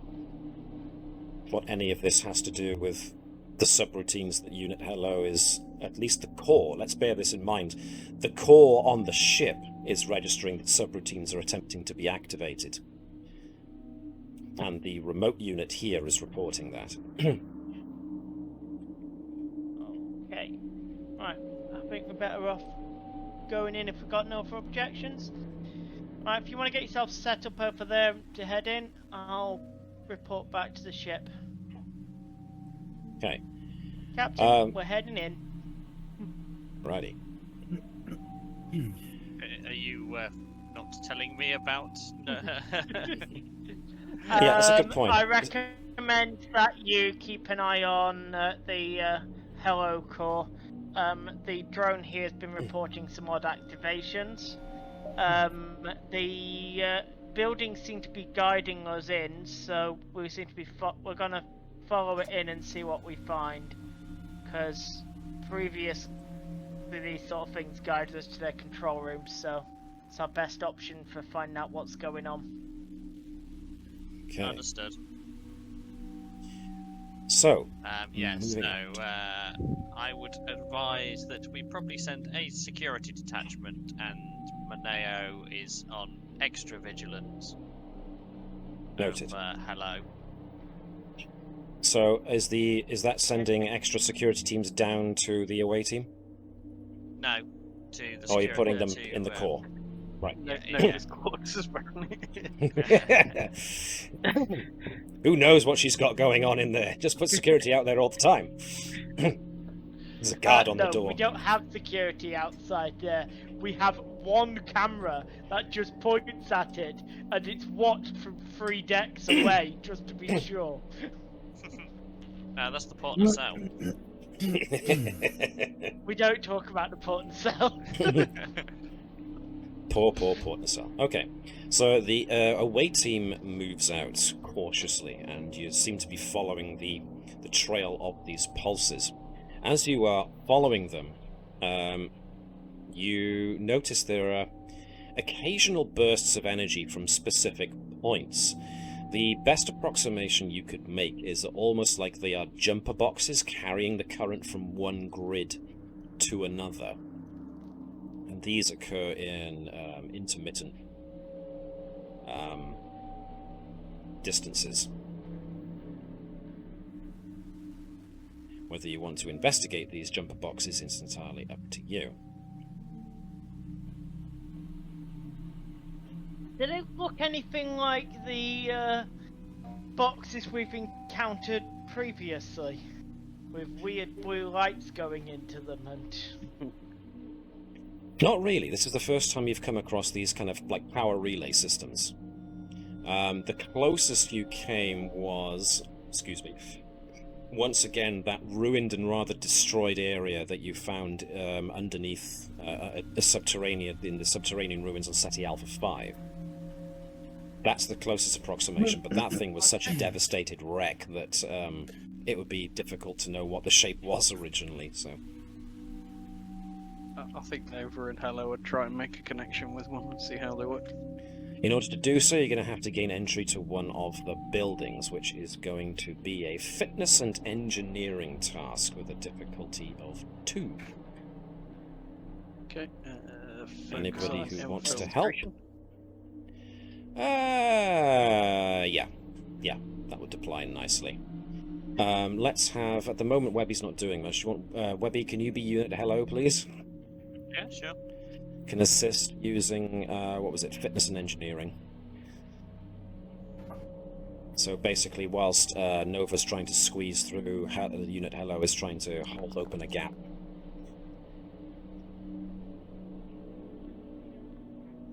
Two successes from Nova, very good. So anything else is... You wanted? Sorry? Fitness and engineering. Oh, Vibus is helping out too. Shall we move everyone together so we're not split out? Yep, folks want to drag their tokens so that everybody's all clustered together. 1 success from Vibus, 1 success from Hello, 2 successes from Nova. Yes, successfully. You managed to find a building that's mostly intact so that you can force open the door. You find one that's already partially open, and it takes a bit of doing, but with all of you working together, you manage to get the door open. So, anybody who wants to investigate the jumper box can give me a reason and engineering or reason and science check. So those who are the sciences that want to have a look can do so. Is this a group one or individual? Do it as a group if you want. In fact, I would recommend.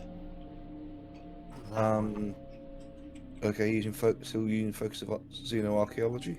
Mm-hmm. And if anybody who's got volunteering. focuses on power systems as well can assist. Volunteering to lead unless someone else wants to lead. Oh, I think Nova was the one that was trying to do the actual thing initially. So Nova should lead, yes. Another assist. Matt, would plasma power systems count Boom. Yes, actually. Okay. So that's 1 assist from Edwards. Bertram is also assisting.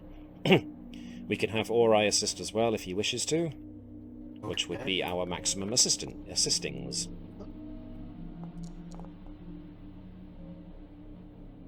Right, I will take the 2 from what you just rolled there, Mike, because you only needs to roll 1. That's fine, I will take the best result, which is the 2, so you've amassed quite a few successes there.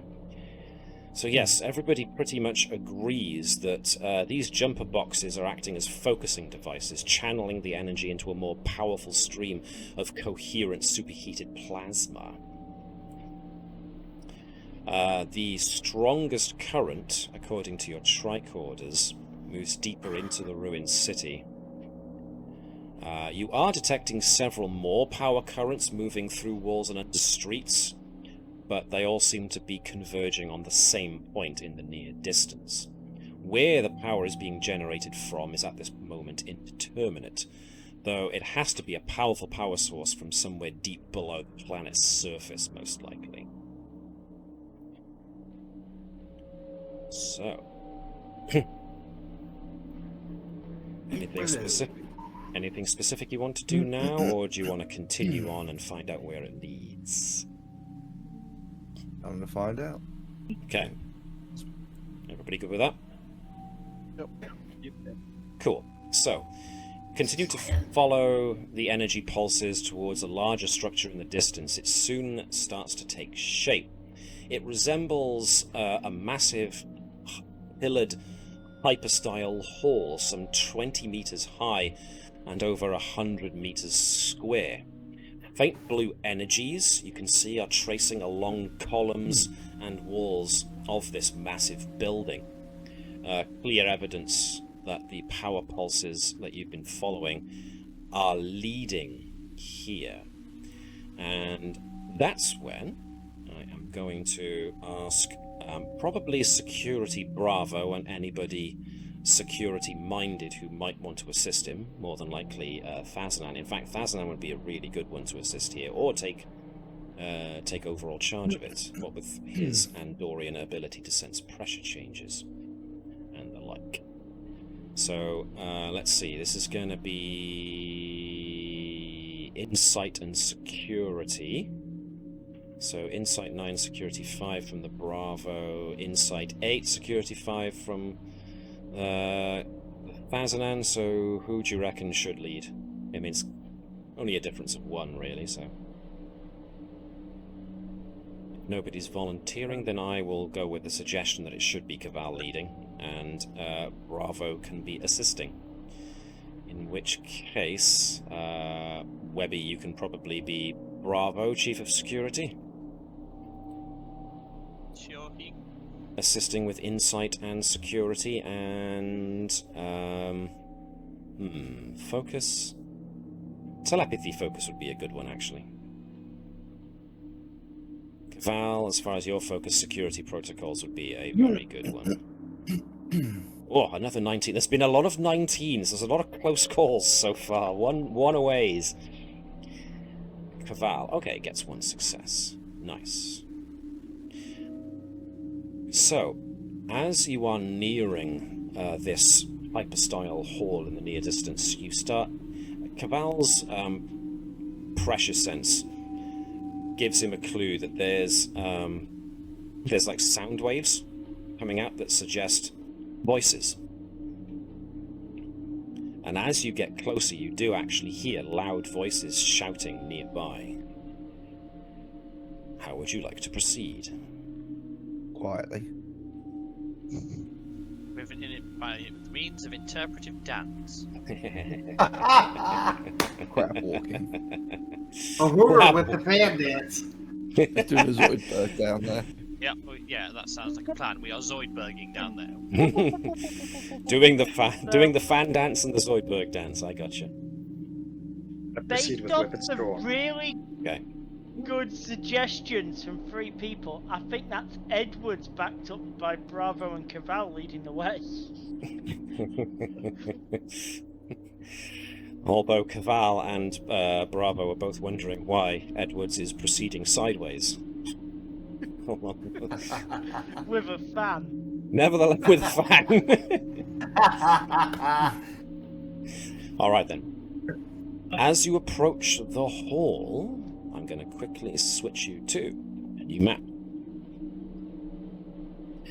You catch sight of a Romulan landing party and a tall, unknown alien. It appears to be that the leader of the Romulan party is talking with a bipedal alien that looks to be about nearly 3 meters tall, with light greenish skin, wide lidless eyes, a pug nose, and arms and legs that are disproportionately longer than would seem to fit its frame. The alien's fingers, even from this distance you can see, are quintuple jointed and move in their weird, flowing, almost hypnotic pattern as it's speaking to the Romulans. And that's when, especially the empath and the telepath, but everybody, hears in their minds, Welcome. I am Assessor Tredic. I did not expect additional visitors. May you be more congenial than these people. I really wish I'd remembered to pack the sound gun. No, not for the voice, just for the Romulans. Hello. We like the Romulans. So, Yes. for the We moment, We like it the appears. Romulans. The last time we met the Romulans, we helped them out. Remember? And we'll give I wasn't them an there for honourable that death. escapade. Webby, would you like to remind everybody, and for those who weren't here, what you mean by that? When we returned the Romulan weapon that the Takarans? God, the Takarans had nicked. Yeah. Yeah, it might have been. Can't remember it. That wasn't the last time you interacted with Romulans, but it certainly was the time that you did help them out, yes. Was it? What is it? When did we have Well, last there met was them? that time when the USS Nightingale strayed over the neutral zone. Oh, yeah. Accidentally. But you were nice enough to give them back their Romulan spy. You didn't mean to, but you did apparently give them back their nested spy. Helping. So, at the moment, you seem to have the drop on the Romulans because you are a little higher up and they are busy. Or at least one of the Romulans seems to be arguing with this tall alien thing. So, getting any closer, though, will require, if you're still going to try the silent approach, will require a check. Or a task, I should say. But, first of all, how are you going to approach this? What are you going to do? Loud and proud, quiet and sneaky, diplomatically. Nice and pretty. Pretty. You're going to do it prettily. Starfleet. Looking fabulous! Sorry, Shaun. I talked over you there, Shaun. What was that? I think Starfleet would usually approach it diplomatically because they've not acted aggressively at this point. And as far as we're reporting, the alien doesn't seem distressed or asking for help. So. Okay, so the idea seems to be floating that you are going to approach in the open and want to open talks. Yes. Alright, so arrange yourselves as you wish to arrange yourselves in this general area where Vipers and Nova have moved to. If anybody does want to remain behind cover, you feel free to do so if you're going to be more cautious. Unit Hello will be staying close to Nova, though. Bertram, do you want to play sniper? I'm not playing Sci-Fi, I'm holding back in case the front line go down so I have a chance to heal them. Right, once permission when attempting a persuade task in an attempt to prevent violence, you may reduce the difficulty of it. Ooh.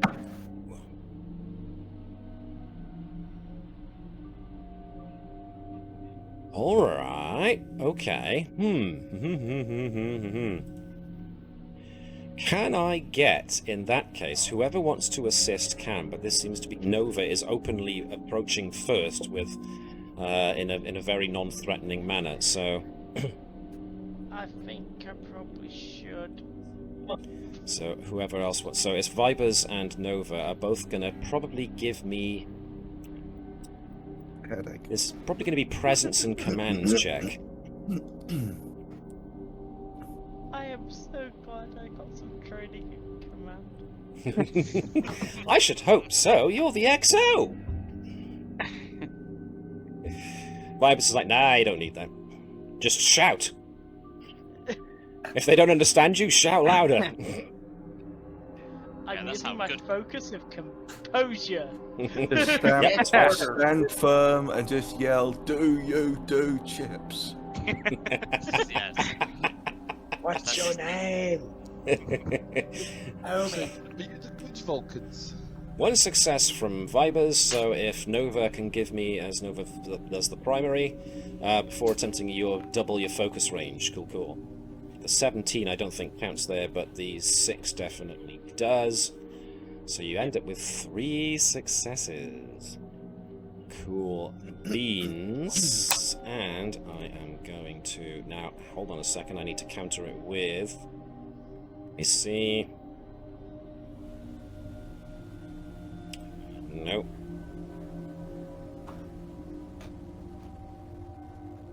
Nope. I am going to try and find what the Romulans react with. It's not that, because you're being terribly obvious. Okay, no, that's fine. The Romulans are going to respond with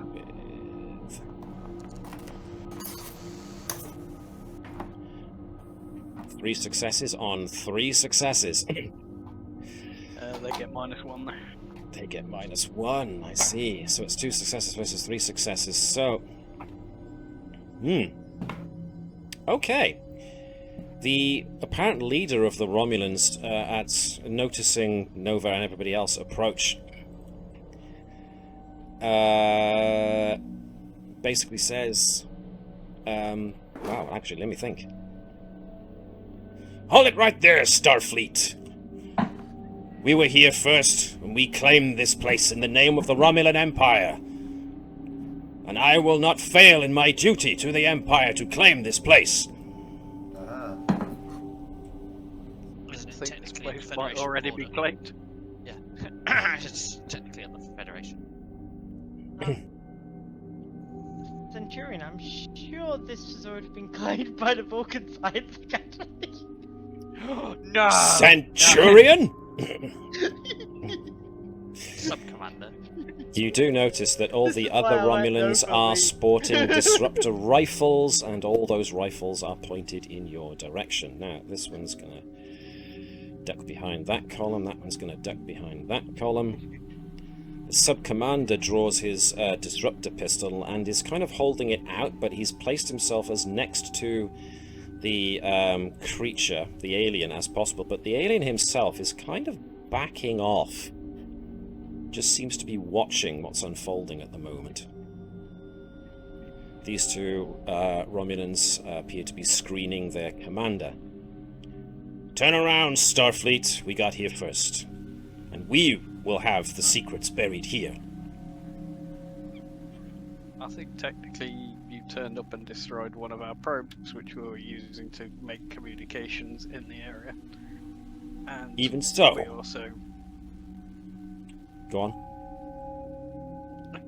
We also have communications and, I believe, a polite invite from Assessor Gambit to speak with him. The Romulan sub-commander looks over at the alien, who just, again, impassively stares back and is just watching everything unfold. The sub-commander: we landed here first, our boots were on the ground, first we lay claim to this place. This creature, whoever or whatever it is, will submit to the Romulan Empire, and you will turn around, board your shuttlecraft or whatever it is you landed here with, and return to your ship immediately. Or there will be no evidence left of you that you were ever here. Are you saying Tredic was here already? Because that doesn't sound like you were here first. Webby, you were saying something there, sorry. Where is the border between Federation and Romulan space? Because I'm pretty sure this territory is classified as Federation space. Therefore, it is not it's official. a violation. You really want to violate the neutral zone? That much? This place is only tenuously claimed by the Federation, merely because it is something you have sent probes this far. We have information and intelligence that suggests you have not even confirmed that this system is within your boundaries as of yet. That does not matter. We have already got the treaty and the agreement of where the neutral zone is. Whether it's been investigated and fully charted is not part of the treaty. The Romulan Empire is looking to expand its borders, and this is going to be one such place where we shall do so. And since the Federation has not officially laid claim to this planet, the Romulan Star Empire shall and does. You are therefore trespassing. You do notice, however, that they haven't opened fire yet. Go on, sir. Hello, do you have the relevant paragraphs for the Treaty of Algeron in your databanks?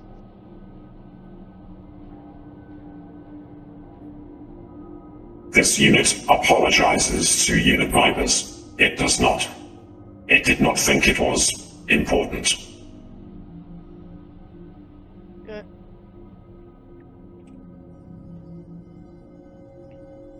I give you this one last chance, Starfleet. Turn around. Perhaps it'd be worthwhile asking the actual entity that is already on the planet of which of the two groups it wishes to converse with, because they have claim to the planet. It is their planet, after all. Very well. Alien. Based on what happened with... Go on. Based on what happened with the other things we found by these group, they'll be dead in 20 minutes.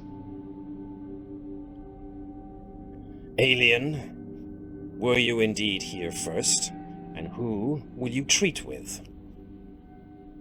The alien, or Assessor Gambit as it identified itself, is looking... its large eyes are roaming back from the Romulan sub-commander over to you guys. It just seems to be considering you both. At which point, if it does not make a decision, then it is up to both parties to see who can make the most convincing argument to open formal negotiation. Could I try some empathic projection and just send Tradic the word telecal? Ooh, yes you can. Is it Tilical or Tilical? Or Tilical? Or Tilical? Tilical. Tilical! Yeah, that's the correct pronunciation. Actually, It's that's good. Tilical. Grammar's not a strong point, it's probably spelt wrong. But it doesn't matter because you're sending an empathic telepathic projection, so you're sending a thought form, not an actual word. So that's fine. Yeah, but you still unless you have no internal monologue, you still process how you say a word in your head. True enough, This thing but has ears, doesn't it? it does. But let's also consider the standpoint. Sorry, hold on to that a second, Alex. But I'm just going to put something out here. Betazoids are a telepathic, empathic society, so they incorporate their sensations more than likely into their modes of thinking. Councillor Troy did, when she lost her empathic powers for a time, stated that to her, when she lost her powers, people were like holograms, just forms without color or substance. So there is a certain, to me at least, it suggests that there's a certain amount of just as you quite rightly point out, when thought forms usually form around language, but telepathy and empathy in its own way suggests another kind of communication branch, so it does kind of add this interesting extra dimension to how betazoids must think. So yeah, something interesting to consider. So as much as I do agree, Webby, it also seems to suggest that there's also another dimension to a betazoid's thought forms, which would be something interesting. That returns to Nova, how Nova's going to transmit her thought, whether she's going pronounce to be angry, Tilical, or friendly, or Tilical, in love, Tilical. Because that's what you sound like when you're in love. What was that, Shaun? It'd be happy friendship, but probably most likely inquisitiveness. Right, gotcha. At which point you get there seems to be a blanket response. Interesting. Sub-Commander, what do you know of this place? The sub-commander seems taken aback by this, and is just like, it is ancient, and appears to be still in operation, and is therefore quite valuable to the Romulan Star Empire.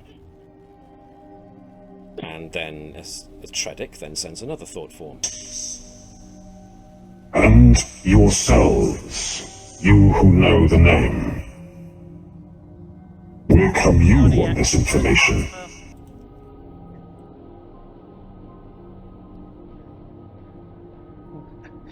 I think Nova would just take that as an invite to start reeling off excitedly everything she's now learned about Tilical technology. So, okay. I did just point out you're the expert. I mean, that's what I was asking if it's got ears, because if it got ears, it potentially would have understand the ancient language. So basically, Edward's going to switch it to Tilical and just simply ask, "Are you a keeper of the relics of the old ones?" And as soon as he does, he gets another. Interesting. Very interesting.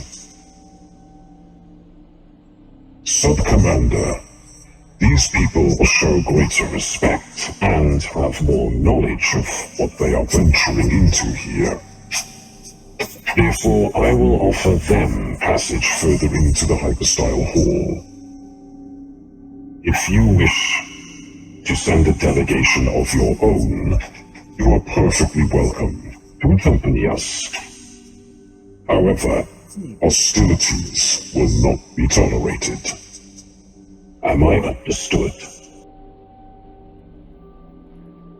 The Romulans consider this for a moment, and the sub-commander is looking from Assessor Tredick to you, pushes a glance over his shoulder to the Hyperstyle Hall, and then just nods in the direction of his Centurions, who look back at him with an expression that very much seems to denote, "You what? You sure?" And then he just seems to prob it forwards. Yes, sorry, Webby. So just on the wording of that, it was him alone? Was it? Or was that the entire... He was able to send a delegation, he said. A delegation. But Bravo the would Romulans do recommend stand in down good from faith. pointing their rifles at you. Sorry, Webby, I talked over you again. Yeah, Bravo would recommend in good faith that we relinquish weapons. The Romulans aren't relinquishing their weapons, but they are standing them down from pointing directly at you. Hold your weapons. Bravo, keep yours armed, everyone else. What was that, Shaun? We could just take them no further and leave a representative outside.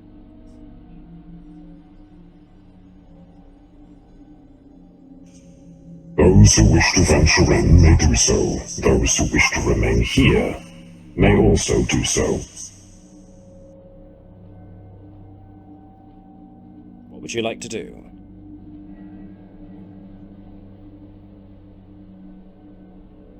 Are you all going in? Is somebody hanging around outside? What are you doing? Accept his invite, most definitely. Alright then, so there are 1, 2, well, hang on, not counting Unit Hello, because the Romulans wouldn't. 1, 2, 3, 4, 5, 6, 7 of you. 1, 2, 3, 4, 5, 6, 7 of them. Well, isn't that handy? Convenience.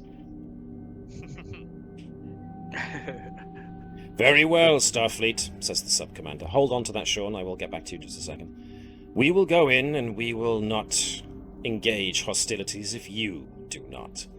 We will see what is inside for ourselves. Where we go from there. Commander? Sorry, so, what was that, Davis? Will you shake on that, sub-commander? I will not. And what was it you said, Shaun? Nothing. It wasn't important. Okay. I was gonna just clarify the point on weapons. Are we taking our weapons? Seems like they're taking theirs.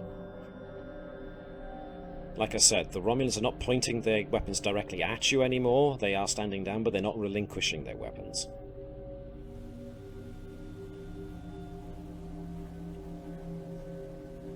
So.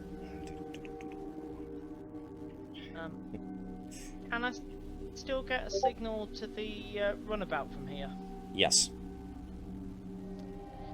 Before we go in, I'll send a status report back to the captain. Something about finding only 7 Romulans and a sub-commander. Can't be that big or important a ship here.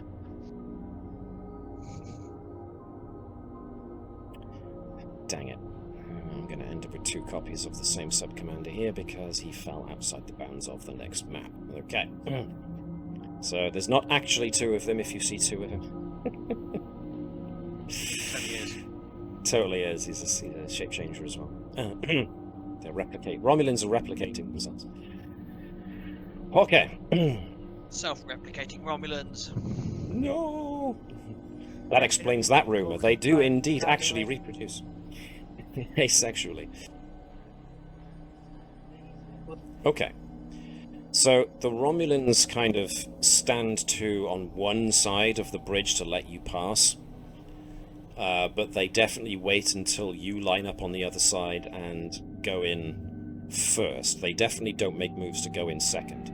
As soon as one of you starts moving further in to get into the hyperstyle hall, that's when they start moving, but they are keeping a very close paranoid eye on all of you. But you can proceed further into the interior. Worse by giving polite smiles. Right, so move past all of that. Proceeding further into the hyperstyle hall. Now, I apologize ahead of time for how bright this place is. It's supposed to be it's not supposed to be a confined room as much as this map suggests. It's supposed to be a part of an otherwise very, very big, very, very open hall made up of numerous columns working their way all the way down. It's awfully dark. You can't see a thing. It's just got pieces of illumination. So let me fix that quickly. I didn't do that. That's my mistake. Where are we? The hyperstyle hall interior. Let me give you global illumination. It's better. So, the interior is bathed in pulses of blue energy that are coursing through the conduits cut into walls, pillars, and floor tiles. These veins of power all flow toward a central pentagonal pillar at the center of the hall, set upon a raised pentagonal platform. This is the tallest pillar in the entire hall, and the ceiling far above is wreathed in strong pulses of blue energies, as if the whole of the roof of the hall were acting as some sort of massive battery. The tricorder readings that you get when you enter of the power available are far beyond Federation scales of comparison. But what does appear obvious is that the battery, for lack of a better term, continues to gather and store energy. Why is not immediately obvious. But what does also draw your eye in particular is this bit here, a shimmering column of blue energies that swirl in front of the pillar, as if something is trying to take shape. Assessor Tredick just stands at the entrance of the room and is just watching. The Romulan sub-commander takes out what you imagine is the Romulan equivalent of a tricorder and is scanning. The Romulan centurions surrounding him are kind of looking around as if they're trying to mask their awe, but they are very much keeping a very wary eye on yourselves. Meanwhile, what are you doing? I think they're like potentially a person or something. Sorry? No, well, did you say there was a figure in the light, or did I mishear that? This swirling band of energies here is some kind of swirling band of energies that looks like it's trying to take shape, but what shape and what it's trying to resolve into is at this moment unclear. So no, at the moment it doesn't appear to be there's a person trapped inside of anything, no. Okay, not sure where I got that from. That's fine. Clarification is always worth asking for. Okay. Does this look like a control unit we've seen before? It bears similarities. Certainly you've come across the pentagonal iconography, the pentagonal building methods many times before.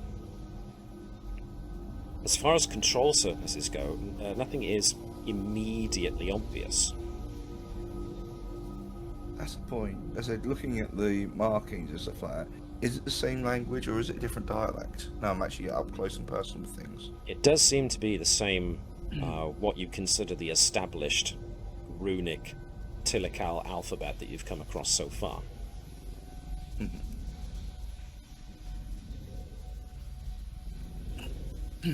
So, if no one is suggesting anything, then anybody, or numerous anybodies can attempt a reason and engineering task for me with a difficulty of 3 in order to examine both the pillar and the cloud of energy.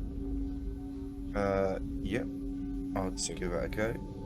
Who would like to do it? Who would like to join in? Who's leading? What's going on? I'd like to go at leading with ancient technology focus. Okay. I'm willing to back down if someone else wants to. Anybody else want to take part in this? Reason and engineering, so anybody with a reasonably good engineering skill or reasoning attribute would be good. I'll let anyone else take precedence on that, but I'll do it if no one else jumps in.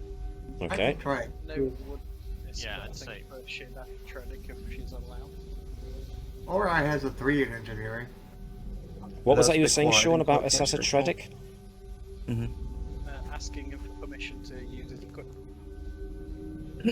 Interesting. Yes, actually asking for permission. That's a very good point, yes. Very well. You may. Now, the That's a good Romulans point. at this point kind of scoff, like, huh, he asked for permission. Or she'd asked for permission. Assessor Tredic, do you know what this place is for?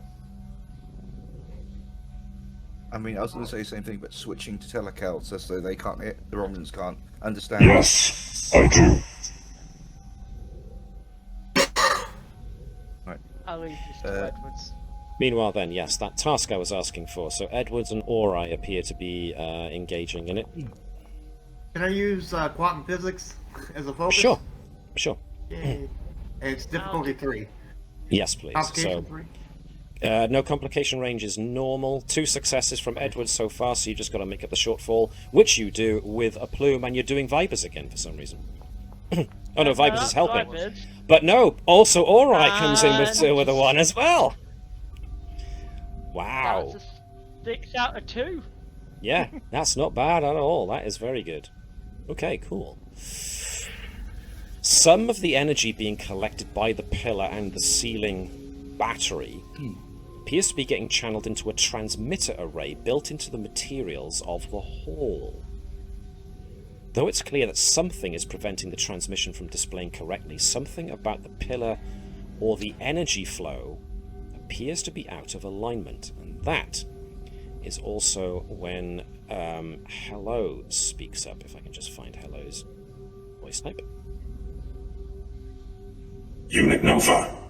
This unit is definitely detecting familiar communication protocols. Though this unit does not know why they are familiar.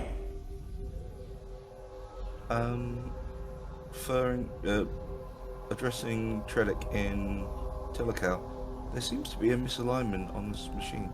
What actually is its primary function?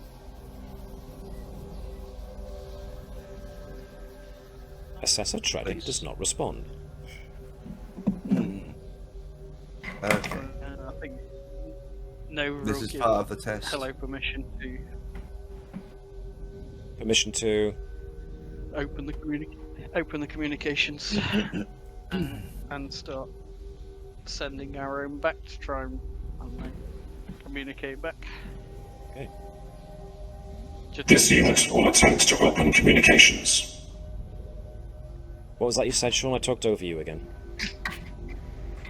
Probably just a simple communication of hello to begin with. Okay. Standard start. This unit is not currently able to establish dedicated communication protocol. Something appears to be wrong in its configuration. This unit would suggest reconfiguring the transmitter.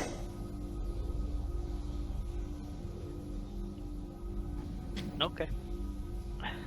Wait a minute, if it's misaligned, that means we have an idea of potentially where it's meant to be aligned to?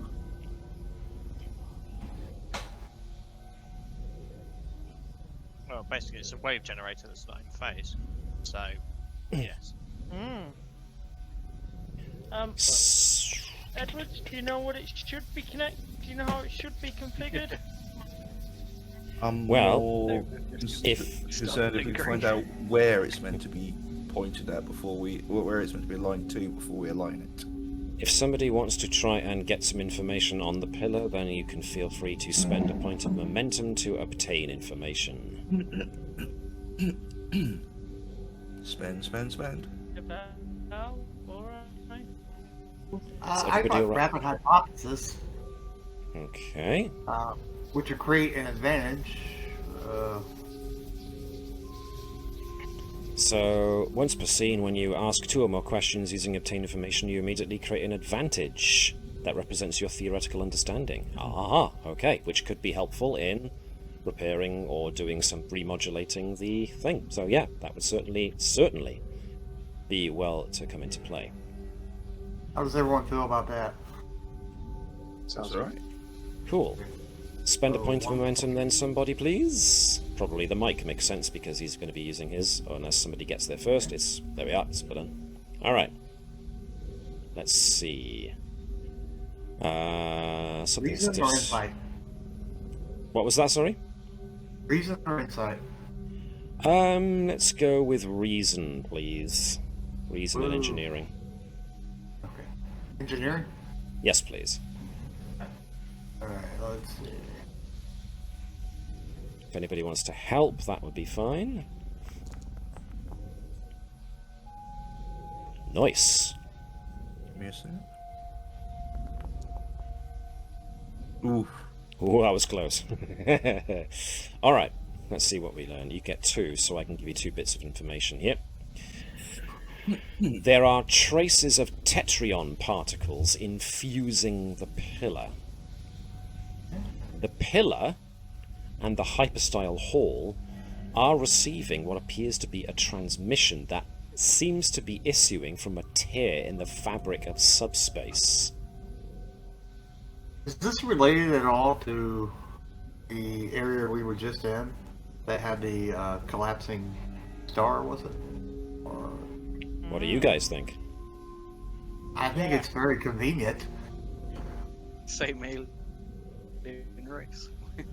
Potentially the same alien race, yes, it seems so. And through the same signal. So we have an advantage. Yes, you do. Something. So that will lower the difficulty of the next task that you do that's related to what you just discovered, so... Or any of the information you have so far discovered. The Romulans... No, I'm right. The Romulans are busy conducting their own scans, but at the moment they don't seem to be coming into any definite conclusions, which is causing the sub-commander to sweat more than a little, because he can see that you guys are already seem to be getting a handle on the situation. But the Romulans have yet to recourse to violence or anything like that. Which makes sense because they don't want to be seen as the ones making the first aggressive move. So you've got that in your favour at the moment. I think Nova would work with Helm looking for an opening, try and start tinkering and realigning this thing. Okay. Anybody who wants to start trying to realign or modulate the energy flow can give me a reason or a daring and engineering with a difficulty of what used to be 2 is now 1, thanks to the advantage that was created by Lieutenant Ori. Reason engineering again. Reason or daring and engineering. Nova is going with the Cochrane Medal of Excellence, so a single focus. Once per mission, when you spend a point of determination on a task, you receive 2 benefits of determination. Good grief. Alrighty. For all the bucks. Keeps an eye on the sub-commander. Okay. We've got space for 1 more aid on this. As Edwards has rolled 1, Nova's got 3, so... Anybody want to join in this? Daring or reason or daring and engineering. I mean, I can, but if somebody else is a better engineer... Like Vipers? Have you met Vipers? Okay, you're actually question you were a minute ago. I almost took that as Edwards going, no, don't bring in Vipers, for God's sake, we want to get this right. But he does! Yay! That's a I crap almost ton of have a successes. manual for these things. Edwards would never be that disparaging of his commanding officer in front of him. Only behind his back, you know. You know, with respect. That's why I'm pulling your leg. Anyway, okay, cool. That was a lot of successes there. Cool. Okay, so modulating the energy flow. You're trying to dial the flow so that you can clean up the transmission. You carefully adjust the power flow to the transmitter and slowly dial in the harmonic resonance. The swirling cloud of energy floating in front of the pillar soon coalesces into the form of a tall, humanoid alien. Ooh, does this do... Start scanning for life signs from that, see if I can pick anything up. Control and medicine, please. And Alex, what were you saying? So quickly start going through records. Does it actually resemble anything of the descriptions of the actual caretaker race as depictions of the ancients? Well, let me give you a description of what they look like as Gareth gives a control and medicine check with Bertram using his tricorder, please. I'm going to throw in a determination for thirst for knowledge, because if this is a Tilical, I'd like to get as much information as possible about them. Okay. Swirling cloud coalesces into the form of a tall humanoid alien. They are clad in a form-fitting dress with what appears to be wings on their back and a small sweeping tiara on their head. They have sweeping dark hair, and the most striking feature of their face appears to be the wide open eyes that are solid blue with no evidence of an iris or a pupil. As their form takes full shape within this almost hologrammatic shimmer, they seem to blink in surprise, and then desperately reach out a hand towards you. Can I find an appropriate... Where is it? Where is it? Where is it?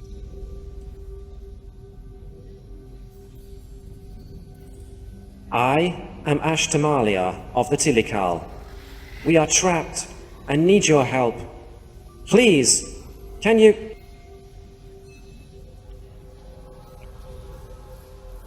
Right, so, while this is going on, 3 successes from Bertram.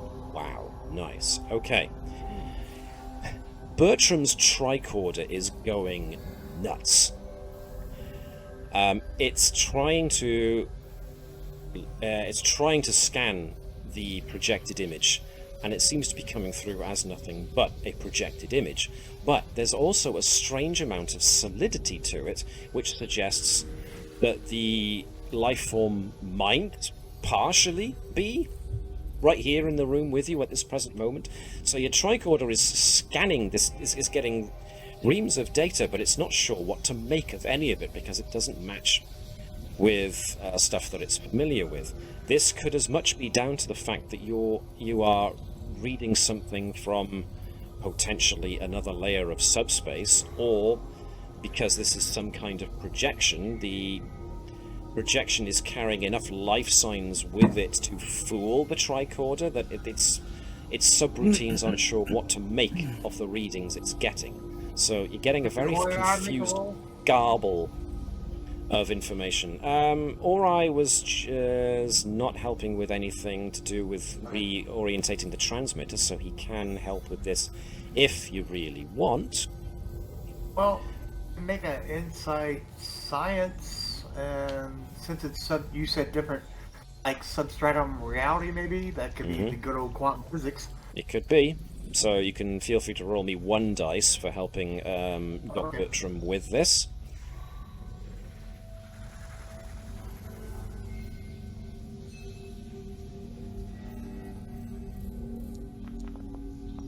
Oh. 1 success, not bad at all, so 4 successes in total. Ori is getting a similar result with his own tricorder, but looking at it from the perspective of, you know, is this something coming from another layer of subspace? The quantum resonance coming off of this transmission does indeed suggest another layer of subspace, but just as you're about to get a full-on reading of what that layer's quantum resonance might be, a massive surge of energy or something else flows through the pillar from all around the hyperstyle hall and surges up the column. The ceiling starts to brighten with the intensity of like high noon sunlight, and then there's a deafening whoosh as the suddenly released power fills the area. A massive pulse of... Pardon me, who was it? Before I go into that, what was that? Oh gosh, I'm sorry. Go ahead. That's okay. I wasn't fully into the start of that sentence, so that was as good a time as any to stop me before I went further, but okay. Everybody witnesses a massive pulse of blue energy shoot out of the roof of the hall and just streaks. And Andrews will see this from her position up on the ship. This massive blast of blue energy shoots out of the planet's atmosphere and goes out beyond the actual solar system.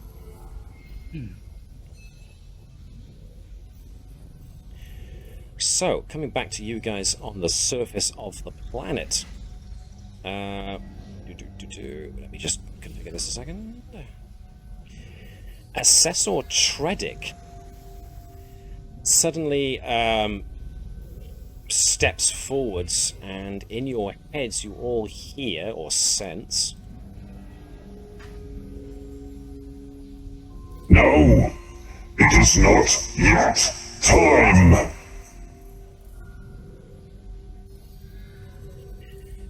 Tredic glares at everybody with an expression that suggests both frustration and maybe even pity. And then he continues. I see. The true way must be maintained. You have overstayed your welcome. Now, you must leave. Before you even get a chance to react, unless that was somebody about to insert something interesting. Nope, okay. Tredic splays out their fingers in a quick, intricate design, and as they do, the air shimmers with arcane symbols limned in electric blue energy. The hologrammatical image of the alien form shudders and then winks out with a silent cry etched on their face. Tracework laced throughout the Hyperstyles Hall's walls, pillars and flooring pulse with bright blue energy, and then you sense a surge of raw power all around you that is both ear-splitting and hair-raising. In a moment lasting a long, deeply held breath, the blue light clears.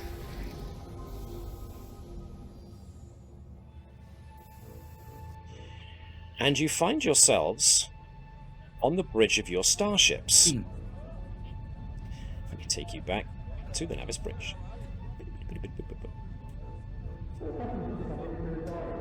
You also, whilst you feel nauseated and disorientated, you soon regain some sense of balance. The sensors indicated on the ship, whilst the ship was still in orbit watching all of this, that a massive planetary shield shimmered into existence around the entire planet, a technological feat that stretches credulity. The readings on the ship then had detected a massive power surge building somewhere in the planet. A hitherto unnoticed emitter array flashed on the planet's surface and issued forth a bright blue energy pulse. Everybody on the ship, which is pretty much everybody because you were just transported there, braces themselves before this energy wave smashes into the ship. On the main view screen, you see the space around you somehow fold in on itself like a piece of cosmic origami, and then the massive planet disappears from view. Just as I'm rapidly... assuming you have a explanation, Commander? Well, as you notice, just as rapidly the universe unfolds, Narendra Station pops into view. Some short distance distant. Distant? That was bad grammar. You appear to have been transported dozens of light years in the space of few heartbeats. Curious. You were transported first to your ship, and then the ship was then transported back to Narendra Station. Is the Mapui with us? Cute.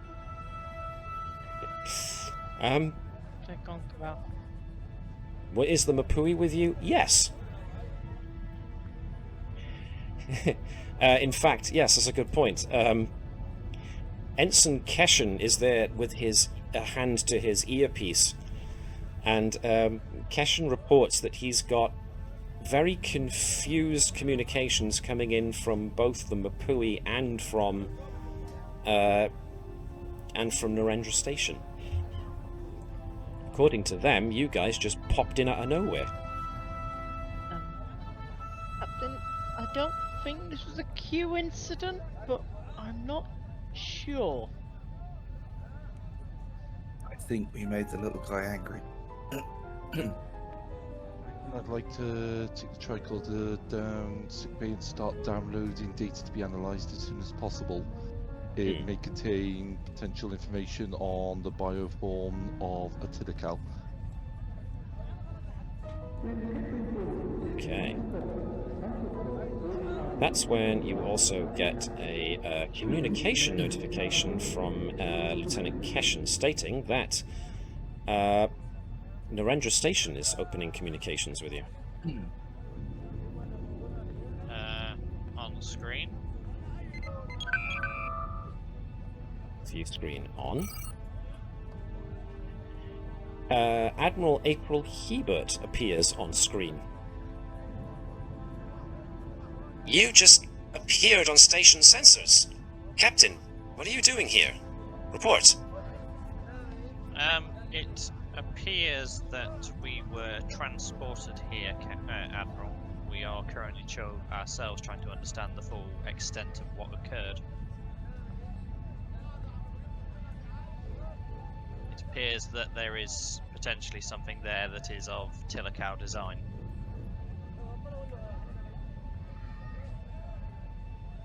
Well, this changes things. What about the Romulans? We believe the same probably happened for them as well, but we have no way of confirming that, Admiral. Very well. I will inform Starfleet Command of the situation. I would recommend we open communicate with the Romulans as well on this matter, Admiral. I see. From what... I'm sure that Commander Vibers and his team will prepare a full report on what occurred. I expect it in my office when you finally come back to the station, Captain. As far as the Romulans go, we will try and open diplomatic channels. What was that? Sorry, Davis, I talked over you there. No, I need a full report on my desk.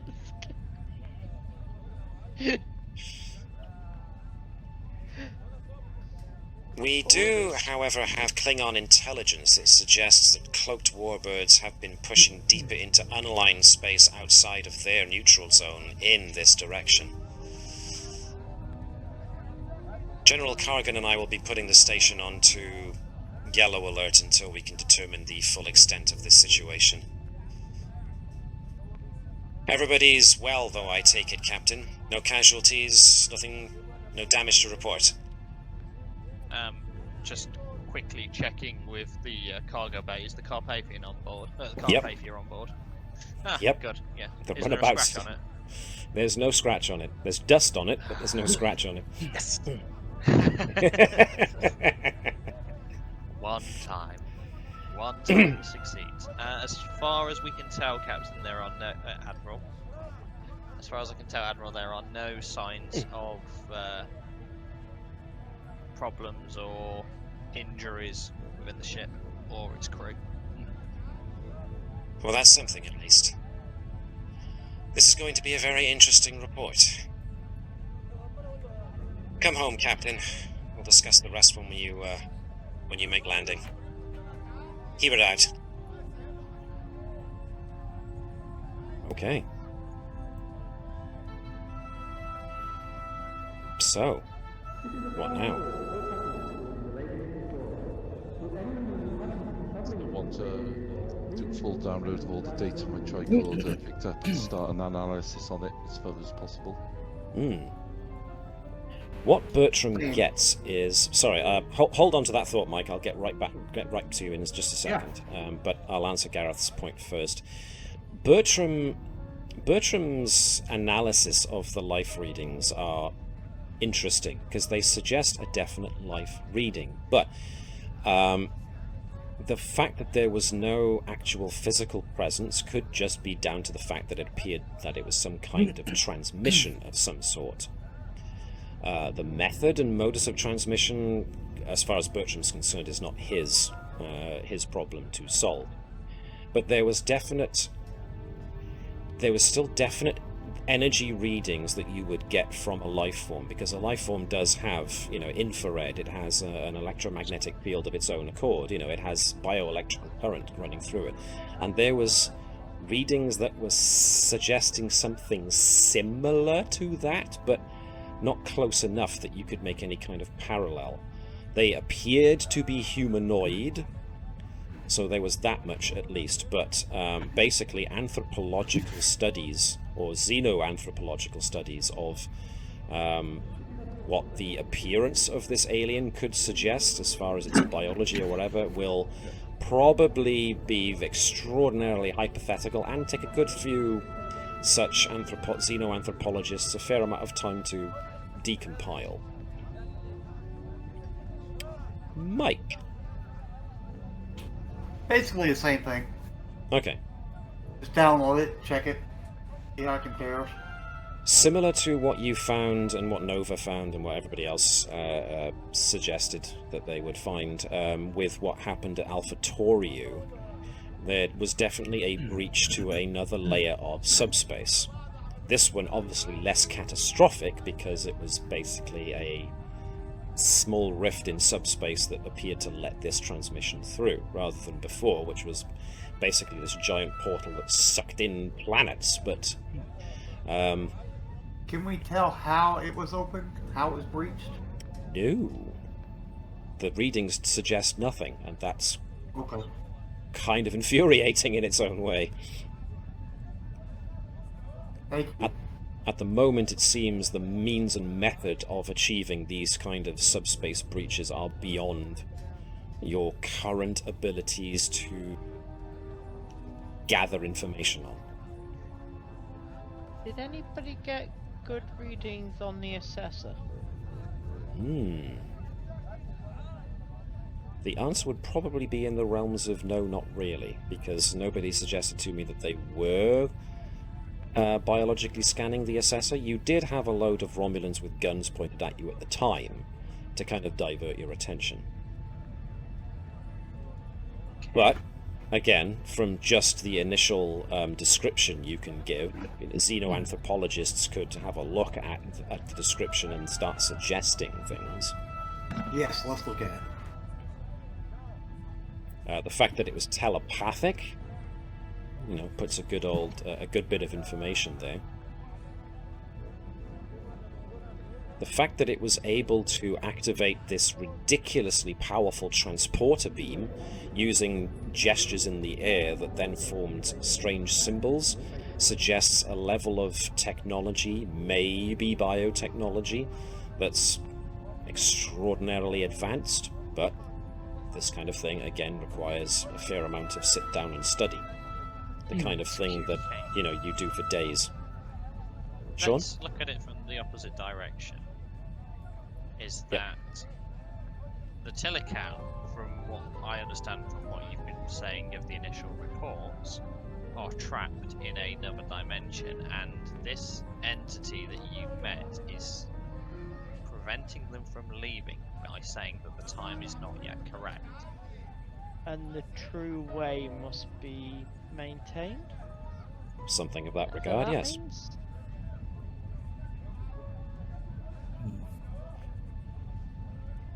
Well, we're not sure if this entity, this assessor, is altruistic or not.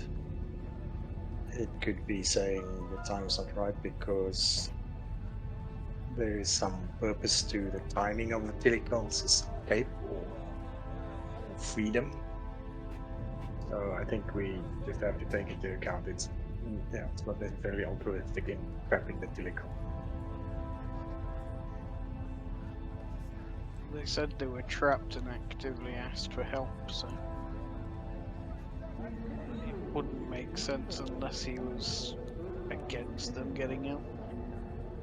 We don't know the motivation though. Is it for their safety, for the safety of the galaxy, or is it for its own benefit? When we see the energy, the energy surges that occur that occurred when the Telecal tried to communicate. I mean, it could be that it's a destructive escape attempt, and that's what the assessor is trying to prevent. On that, did we get any readings from the energy that was sent out again? Can we track that? Unit Hello is actually quite happy that it managed to get at least a better idea as to the, for lack of a better term, wavelength of the energy that the message seemed to be coming out of, which does seem to correspond with the readings that Nova gathered when you were quite close to the aperture, shall we say, in the Alpatorio system. So you're certainly gathering more information that can now be certified as saying, this is now a Telecal energy signature. This is now a Telecal transmission, including a Telecal telepathic transmission. So it's creating something that potentially could be tracked and scanned now certainly seems to be within your capability to do.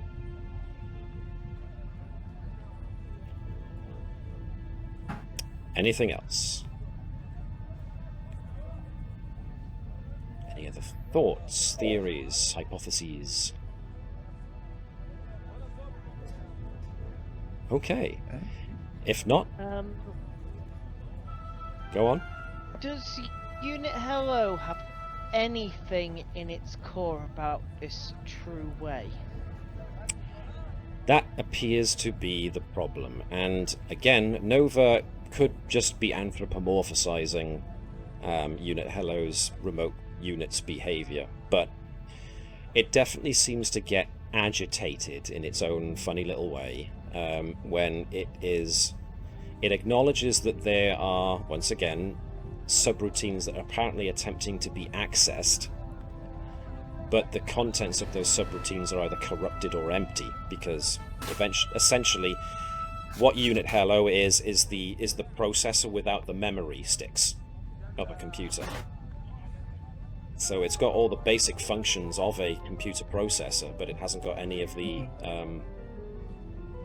memory associated with where it could find these functions that it's trying to call on to do something with. And Unit Hello seems to get the AI equivalent of a little bit frustrated at its own lack of information in that regard. I don't know if that answers the question or not. That kind of ended in a bit of a ramble on my part there. I think it's time to spend some downtime looking at the memory core and seeing if we can. That's the thing. You don't have a memory core. No. Yeah, we're getting an understanding of Telecal tech, so we could potentially start to try and build one. Ooh, interesting. So just to be clear, in episode 4 or 5, when you were on Bacchus, when you were inside the monolith on Bacchus, the core that now calls itself Unit Hello was what Nova ripped out of that functioning command console. You have since come across 2 more deactivated cores, and those have been attached to, essentially, wired into Unit Hello's core. So you have got 3 functioning computer processors, basically. But you don't have any RAM. memory cores. We need RAM.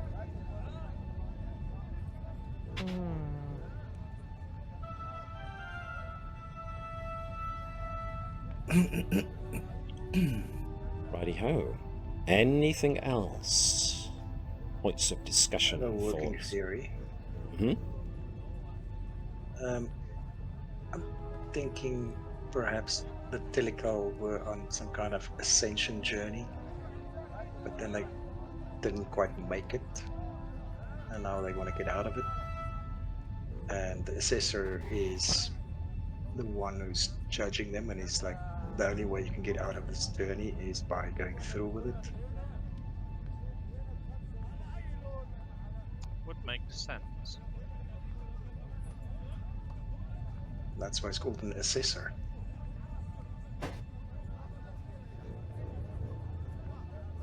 Or it's something to do with waiting for part of me wants to think it's along the lines of they're waiting for the world to catch up with them, maybe? Well, at least that's what the Assessor is. So they've been put away because they got too advanced or something pushed them. The way they've been interacting, the way we've seen everything, I am honestly willing to think it is along the lines of they got too involved to the point of either the species or whatever they've been experimenting with, that's to get to a certain point that they'll be allowed to interact with it. Because the technology they've been dealing with, you've seen how massively advanced it is. Maybe it's they're being kept away to protect us, and that's what the test was sort of. Whole part of it is: are we ready to understand them and be able to interact without causing something? We were expected to fail. I believe so. We weren't expected to succeed in fixing the comms. We were expected to fail. We're not meant to be ready, but some of us are ready. That makes sense in my head, but I don't know if I'm the only one.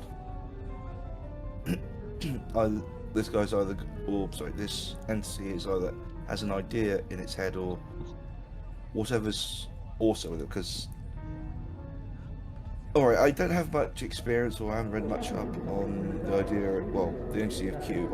I am aware of it, but there's still multiple entities that do a lot of things. The idea that this entity is by itself managing so much. I think he's not going to be the only one. I think it's more acting under instructions. At least that's my interpretation. We need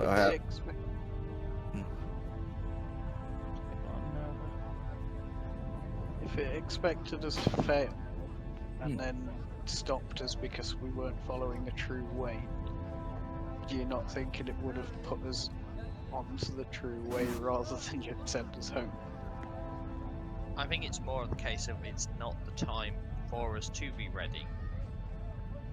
Like Vibers said, if the Tilical were on a path, Keval said, if they were on a path to ascension and they failed, or they didn't go as it should be, it is still the Tilical's time to be completing the path to ascension. So the fact that another entity, another species are now on the precipice, that could be why it stopped us. Well, stopped you. It's also possible... Sorry, alright, I think I've read too many of your papers recently.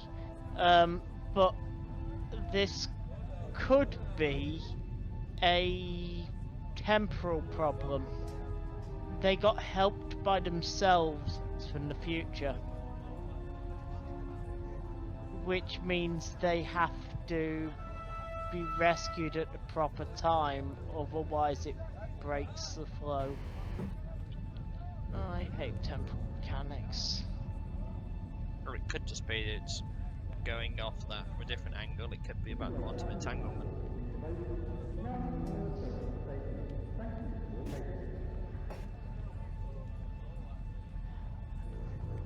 Well, whatever the case, we certainly have more questions than we do answers.